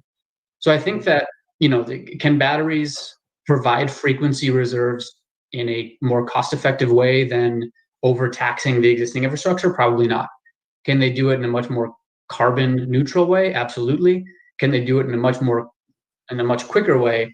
I think that's where you really start to see the value of having batteries providing spinning reserves is, grid goes down, 10 minutes later, my spinning reserves are going to be up. What happens in that, 9 minutes and 50 seconds between me getting the message that the grid's down and the other spinning reserves coming up? So I think batteries have given that they are basically just little MOSFET transistors inside of a board producing a sine wave, they can respond very, very quickly, which is really valuable to the grid. Right. So there's a resiliency aspect to that too, where not only can they respond quickly, but if I'm understanding this correct, they can also, bear some of that load until the response happens, right? Am I on the right track there?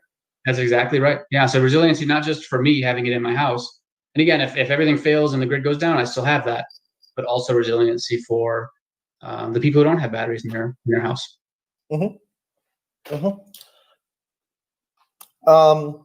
So I think I'd like to switch gears a little bit now, kind of going specifically to the VPP pilots that you and Sonnen are now doing in California. You kind of touched on this a little bit, but I'd like to hear from you personally. What do you hope to learn from your VPP fleets in California? So I talk about it in the presentation, but these are really exciting power plants for us because they're the first ones we're doing in California. And they're also the first ones we're doing on the open market. So not working directly with Rocky Mountain Power. We're bidding onto CAISO. We're bidding for DRAM, right? We're using resource adequacy to do those things like spinning reserves. So there's a really kind of unique element to these power plants. And I would say that the first thing we want to learn is, will this business model play out? And we're very, very confident that it will, but we need to prove that. There's a saying in the investing world that everybody wants to be first to be second, right? Nobody wants to prove the model. Everybody, as soon as it's proven, they want to jump on board. So this is our opportunity to really prove that on the open market, a virtual power plant can be not only good from the renewable energy aspect, reducing the carbon footprint of that community, but can actually be financially sound, right? Can compete against peaker plants fueled by non-renewable sources. So that's the first thing that we want to prove. And along with that, there's a whole number of things that we have to do along the way. We have to learn how to best bid onto DRAM and onto the California Independent System Operators grid services needs, right? We have to be able to bid onto those. We have to be able to provide those services once we bid for them. And we have to, figure out, we have 20 kilowatt hours per battery.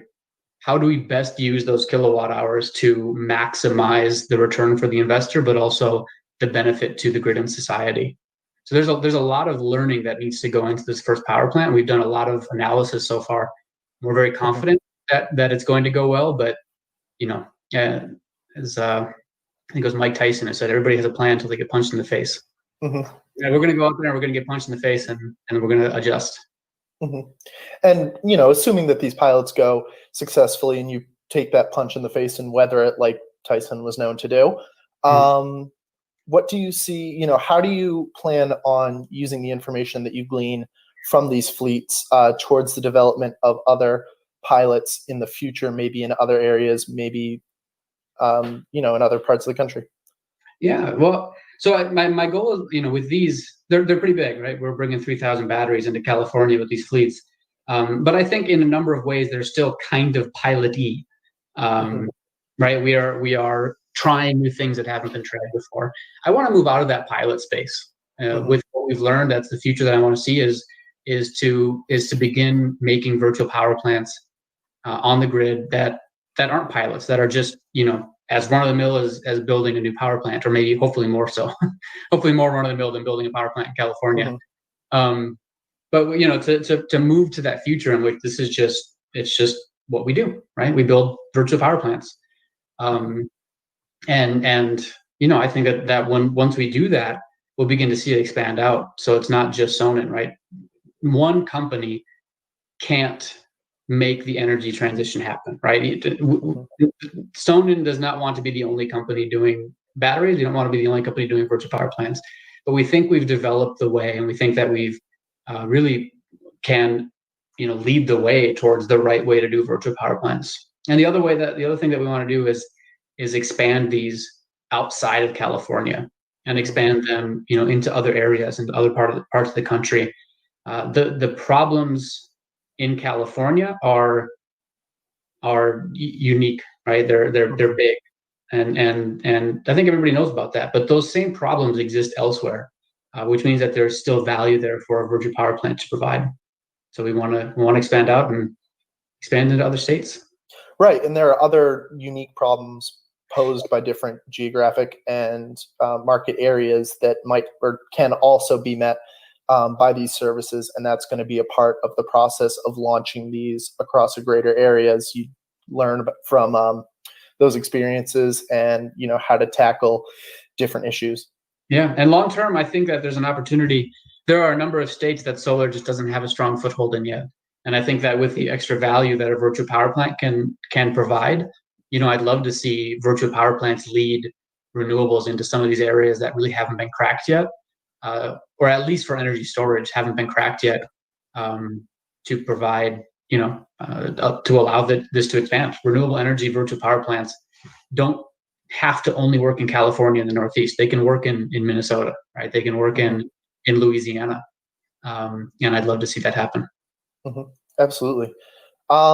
Before we get going here, and I'd like to thank you again for taking the time to do this little debrief with us here. Is there any aspect of the presentation or the value provided by VPPs that you'd like to stress that maybe hasn't been brought up here or hasn't been necessarily focused on to this point? I think we went into it. This is, like I said, very early in the world of virtual power plants, so it's all new to everybody. So one thing that I guess I'd like to stress is if there's anything that doesn't make sense to you, any questions you have, feel free to reach out to me. Feel free to reach out to anybody at Sonnen. We're happy to talk about it. We are energy geeks. It's what we do. So we love talking about it. So yeah, if any of this doesn't make sense, let's work through it together, because this is new. Yeah, absolutely. And it's going to be a process of working through, like you say, just by virtue of being sort of a new pilot or a new technology that's becoming applicable. So yeah, again, I'd like to thank you for taking the time for this interview here. I know you have a very busy schedule, and I know George is going to appreciate his brief on-camera appearance there. So Adam, once again, thank you so much for your time. Thank you, Tim. Appreciate it. Yep, appreciate it.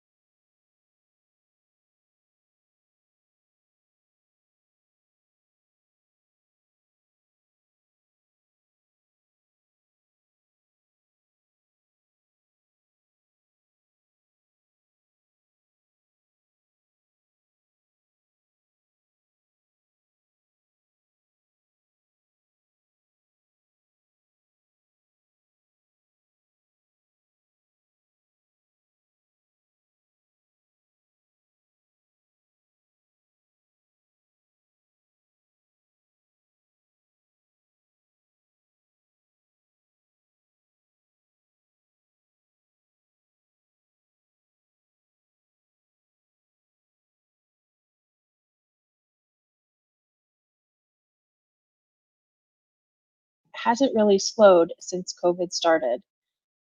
We have a lot of economic development happening. We're a city of eds and meds, so we have a lot of top tier universities and healthcare systems in the city. We're a hub for biomedical research and biotechnology. A lot of great things are going on, but it's not always getting to the folks who need to benefit from it the most. So we've really looked at our work as how can we use energy, which is what we're experts in, as a tool to really have the impact on the issues that are most difficult for our city. So we look at our work not as just, it's important to develop clean energy. Of course, we care about climate change, but also how can we do that in a way that provides economic development and creates jobs for folks who have been overlooked in the traditional economy? How can we use energy to alleviate poverty, to reduce energy burdens, to reduce energy insecurity? And how can we improve our public health? In Philadelphia recently, the largest refinery on the East Coast used to exist and was shut down after an explosion and is not coming back online. And so that really fundamentally is changing the air quality here. And so we look at each action that we do as, okay, what's the next step? How can we invest in people's indoor air quality and in outdoor air quality to improve public health broadly? We also look at things like educational environments. How can we use our work in energy to improve learning environments for students once they're able to get back to school, or even help adapt and recover from COVID as we're looking at additional ventilation needs? So in 2016, we launched the Philadelphia Energy Campaign, really through the leadership of our City Council President, Darrell Clark.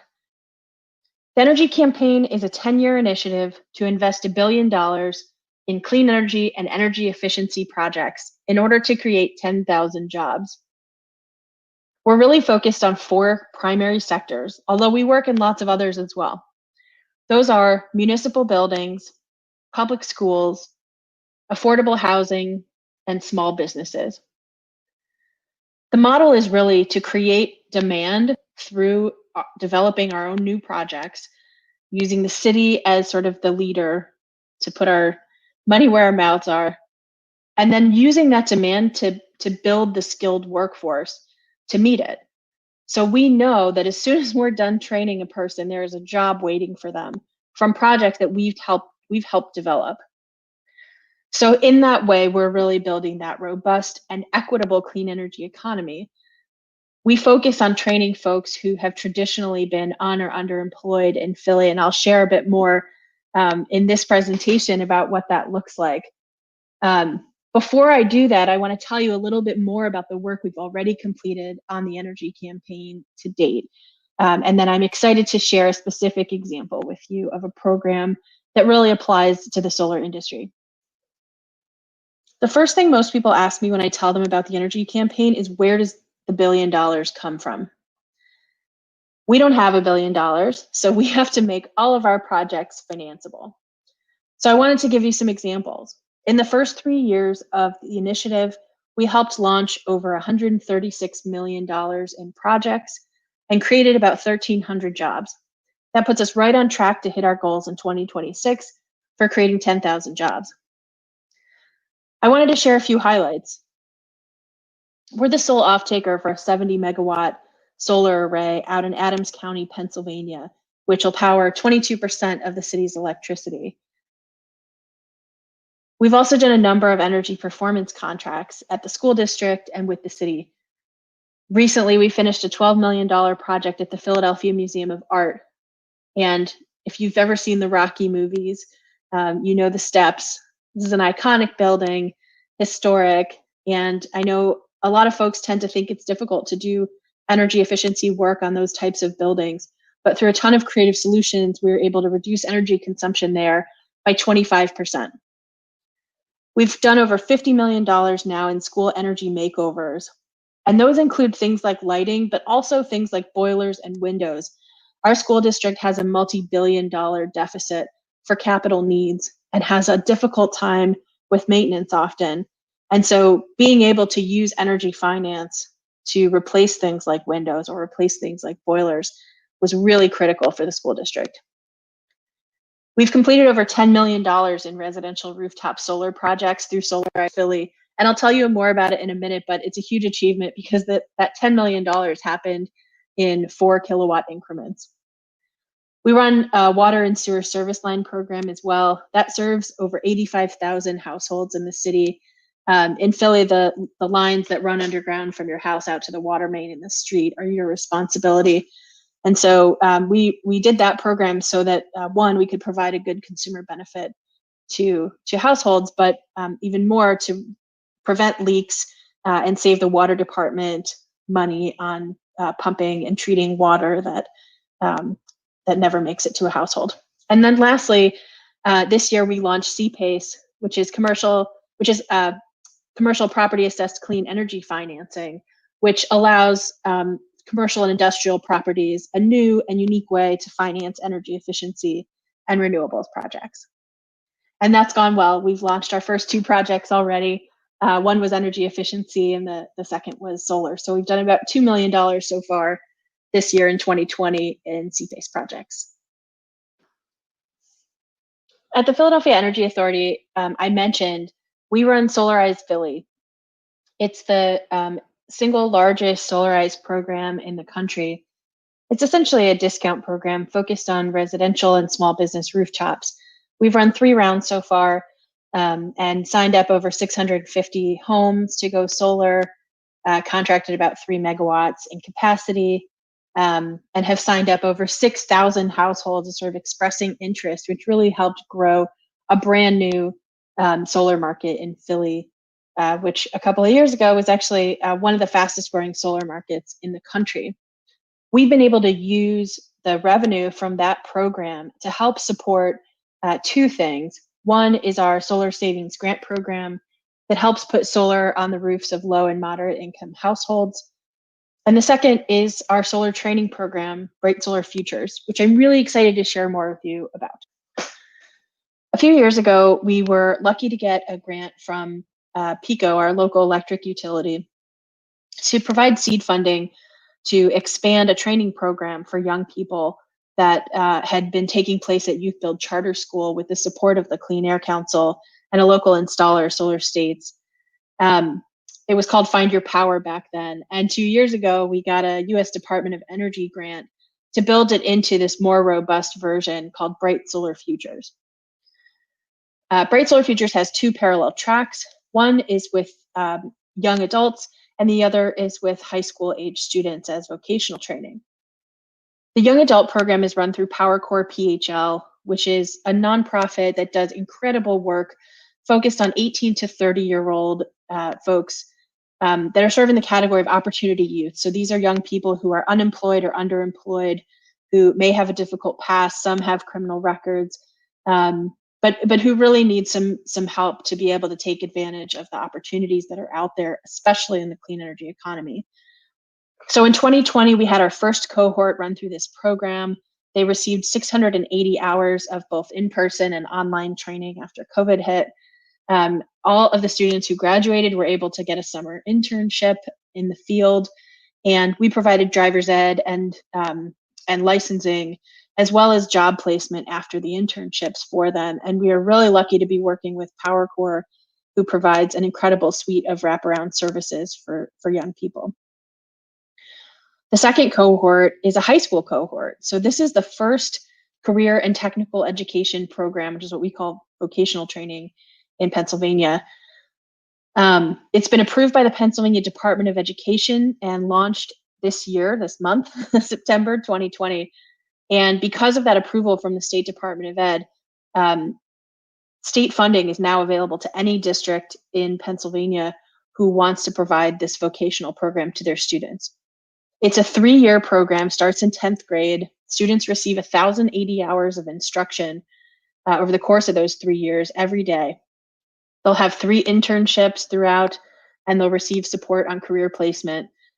We are just now, literally at this very moment, building out our solar lab at Frankfurt High School, which has been sponsored by PECO and Community Energy. So thanks to those guys for their support.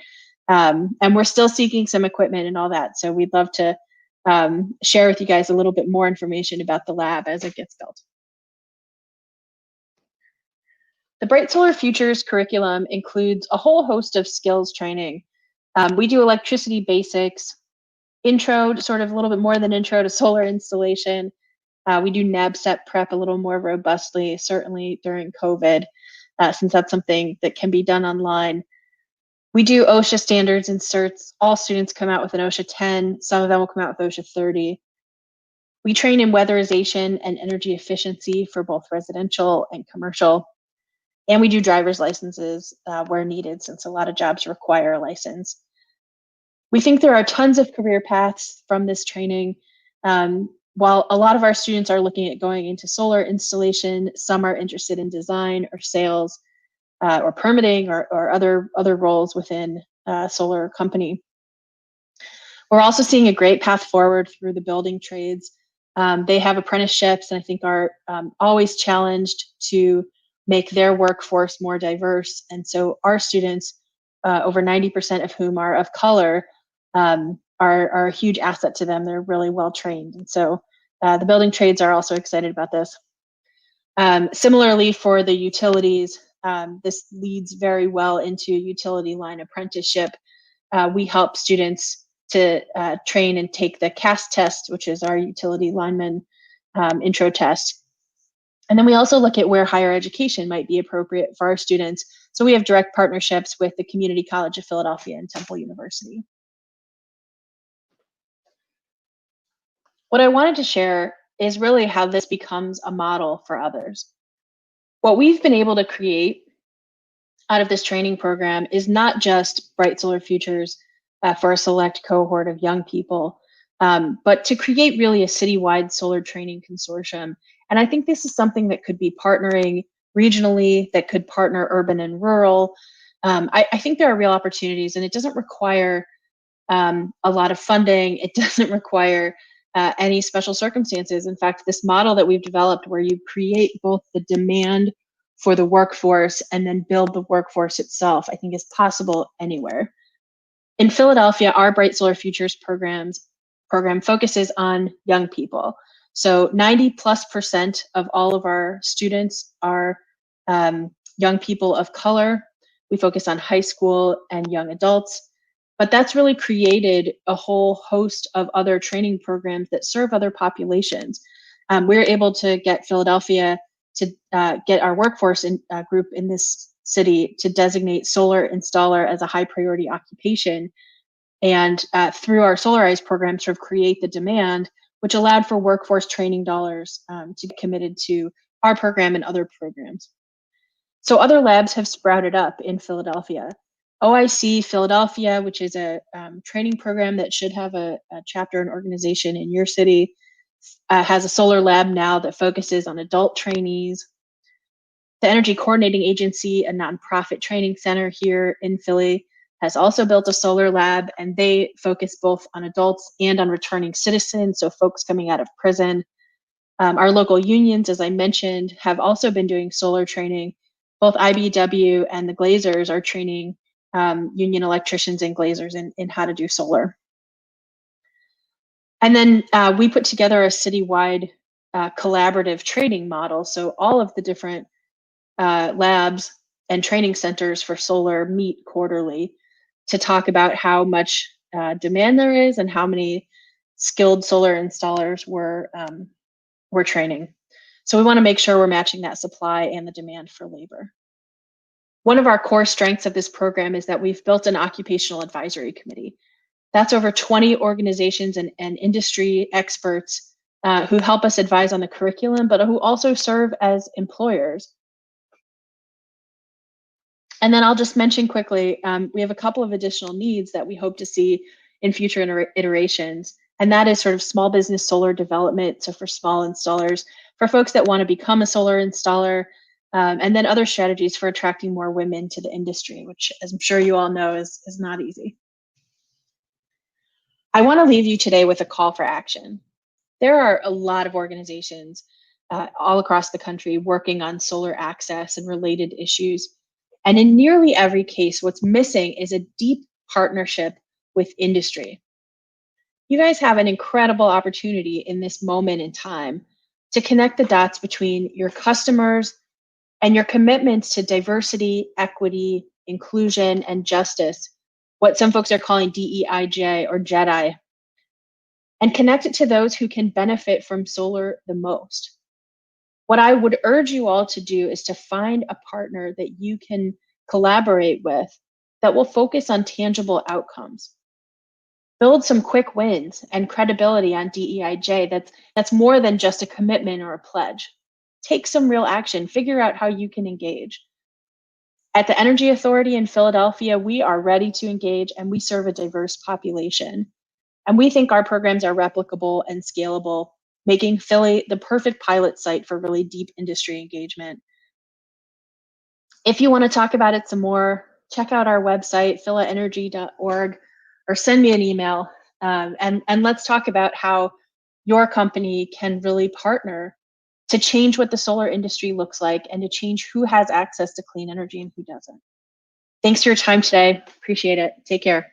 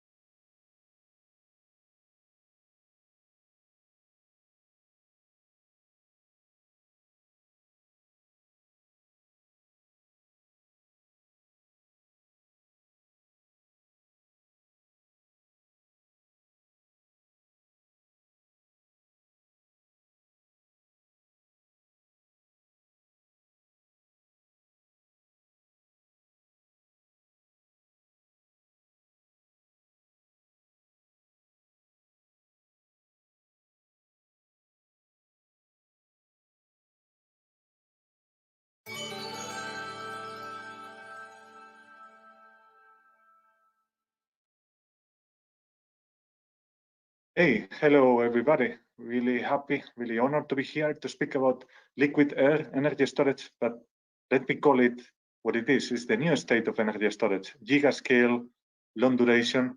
We're talking here about technology that delivers all the values from a hydro power plant, from a pump hydro, but in a really compressed, industrial and modular way. So come with me and I will show you the details. When we talk about liquid air energy storage, I mean, we talk about extremely clean. So we talk about renewable energy storage. As you know, renewable, we are mostly talking about wind, about sun, about water. And now we're talking about air and how to use the air as means of storage and storing energy in the most efficient way. And there is nothing in the market today that can reach the levels of low cost that we can reach with this technology if the size of the power plant, of the storage plant is large enough. And let me focus on the 8 icons that we have in the bottom of this slide. So we're talking about mature components, industrial components, which already have proven applications in other industries like gas-fired, like air separation units, like LNG, and have 30 to 40 years lifespan. The second is the lowest cost. I mean, the size is large enough, and we are talking about 25 megawatts, 50 megawatts, 100 megawatts, 200 megawatts, and we're talking about multiple hours. So 4 hours, 6 hours, 8 hours, 12 hours, 1 day, etc. So then there is nothing technically that can reach this cost in the conditions that are in the bottom, that is built anywhere. You can see below that there is no geographical constraint. This can be built in in a city, can be built in an industrial park. I mean, there are only two things needed to store energy with our technologies. One is air, is the air that we're breathing, and another is power, is electricity that normally will come from renewable and we use to fill up our plant. And in the bottom left, proven technology with established supply chain. So all the suppliers, all the partners we have working in the building of these plants are very well known OEMs with dozens, with decades, and with centuries of history. So, and if we go to the right part, I mean, zero emissions. Of course, there is no combustion here, no exotic materials. We're talking about a very straightforward, where stainless steel is the most complicated element. Zero water impact. I mean, no external cooling needed, not influenced by hot weather or not influenced by cold weather. So really, really the ideal application for any location. Giga scale, so very steep economies of scale. In a way, the larger the better, the longer hours the better, and so the lower cost, the cost becomes lower and lower as it becomes bigger. And we have around a 70% efficiency if we're utilizing waste heat. I mean, we have a standard of 60%, and we can go up to 70 to 80 if the application is requiring. But just to mention that compared to other applications like compressors, like pump hydro, I mean, we are being able to replicate all the capabilities they have, with the difference that we can build these plants everywhere and exactly at the size that the application requires. If I jump to the next slide, it's a little scheme, a little draft of what the process is about, but mostly what we do here is to compress the air by cooling down. So we liquefy the air, we cool down, we reduce the temperature until it becomes into liquid form. Just to mention to those who are not extremely familiar with air separation units, that I believe we are all, but when you produce oxygen or you produce nitrogen for industrial or medical or the kind of applications, you are doing exactly that process. So when we're talking about the same temperatures we're having for liquid nitrogen, for liquid hydrogen, for liquid natural gas. So you can imagine that all the components, all the subcomponents and processes are extremely standard in this system. Then we have in the middle our energy storage. So we are storing, we are keeping large amount of energy in means of a liquid cryogenic fluid, which at the end is a mix of nitrogen, oxygen, and argon, which are the components of air, extremely standard in the industry. And we can keep it there for several seconds, minutes, hours, days, weeks, months. I mean, until, of course, when you build a storage plant, you will want to use that energy at some point. And when you need it back, the day after, or the evening after, or the day or the week after, you move that liquid, you pump that cryogenic fluid, and you gasify it. You transform it again into gas. Just let me give you a number, which is 700, over 700 times is the compression rate. So the liquid is 700 times less volume than the gas.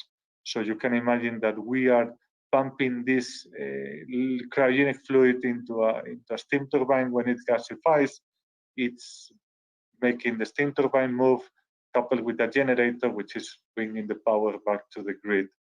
What's the difference with other processes? I mean, it's really tiny in terms of the footprint. So since we are compressing by temperature, everything is really compact and has very tight area needed to deploy a system like this. Just to give you a reference of a scale, I mean, a 50 megawatt system with our technology occupies less than a 50 megawatt system with batteries of lithium ion, even though our system can stand 5, 10, 20 hours and still stay in that area. But if you go to 100 megawatts, is way less, and 200 megawatts way less.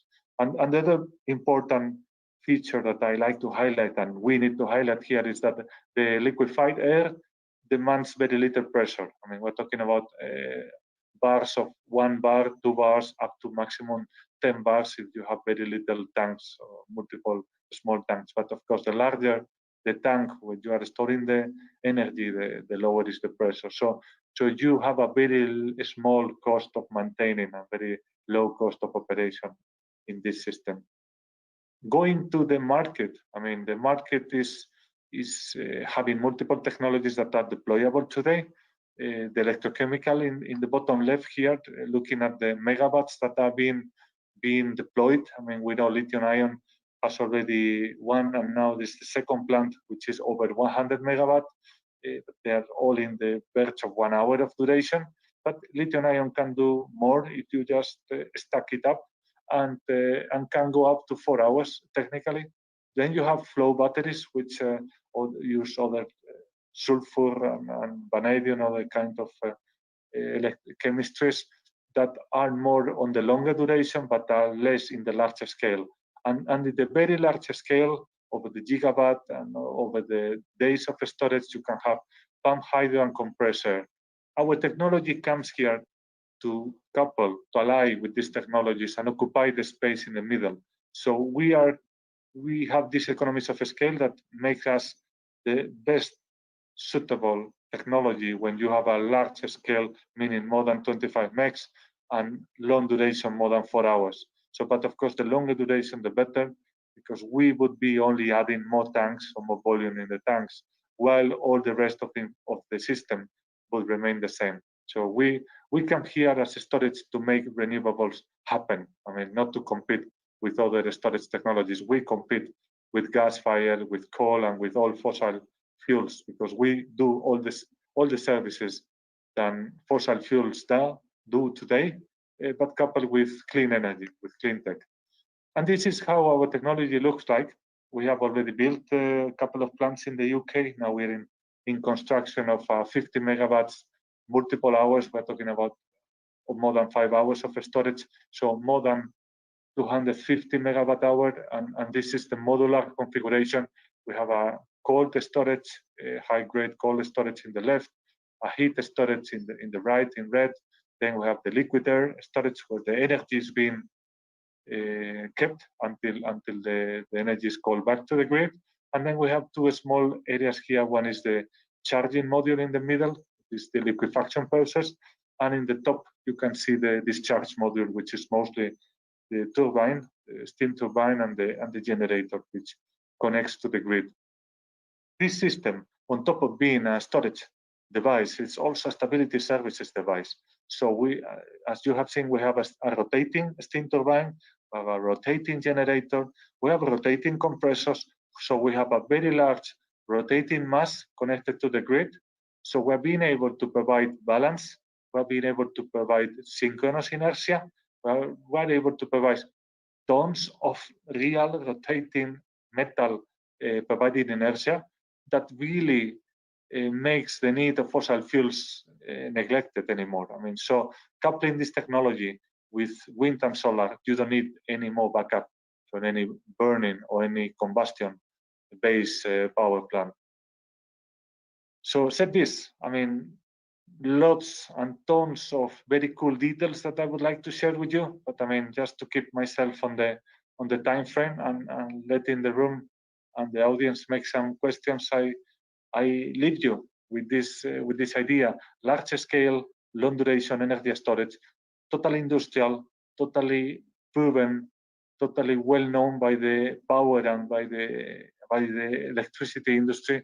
It's already available today. It's being built not only in the UK, it's also being built in the US, and it's going towards Europe and towards Asia as we speak. So thank you, everybody. I'm looking forward to continue.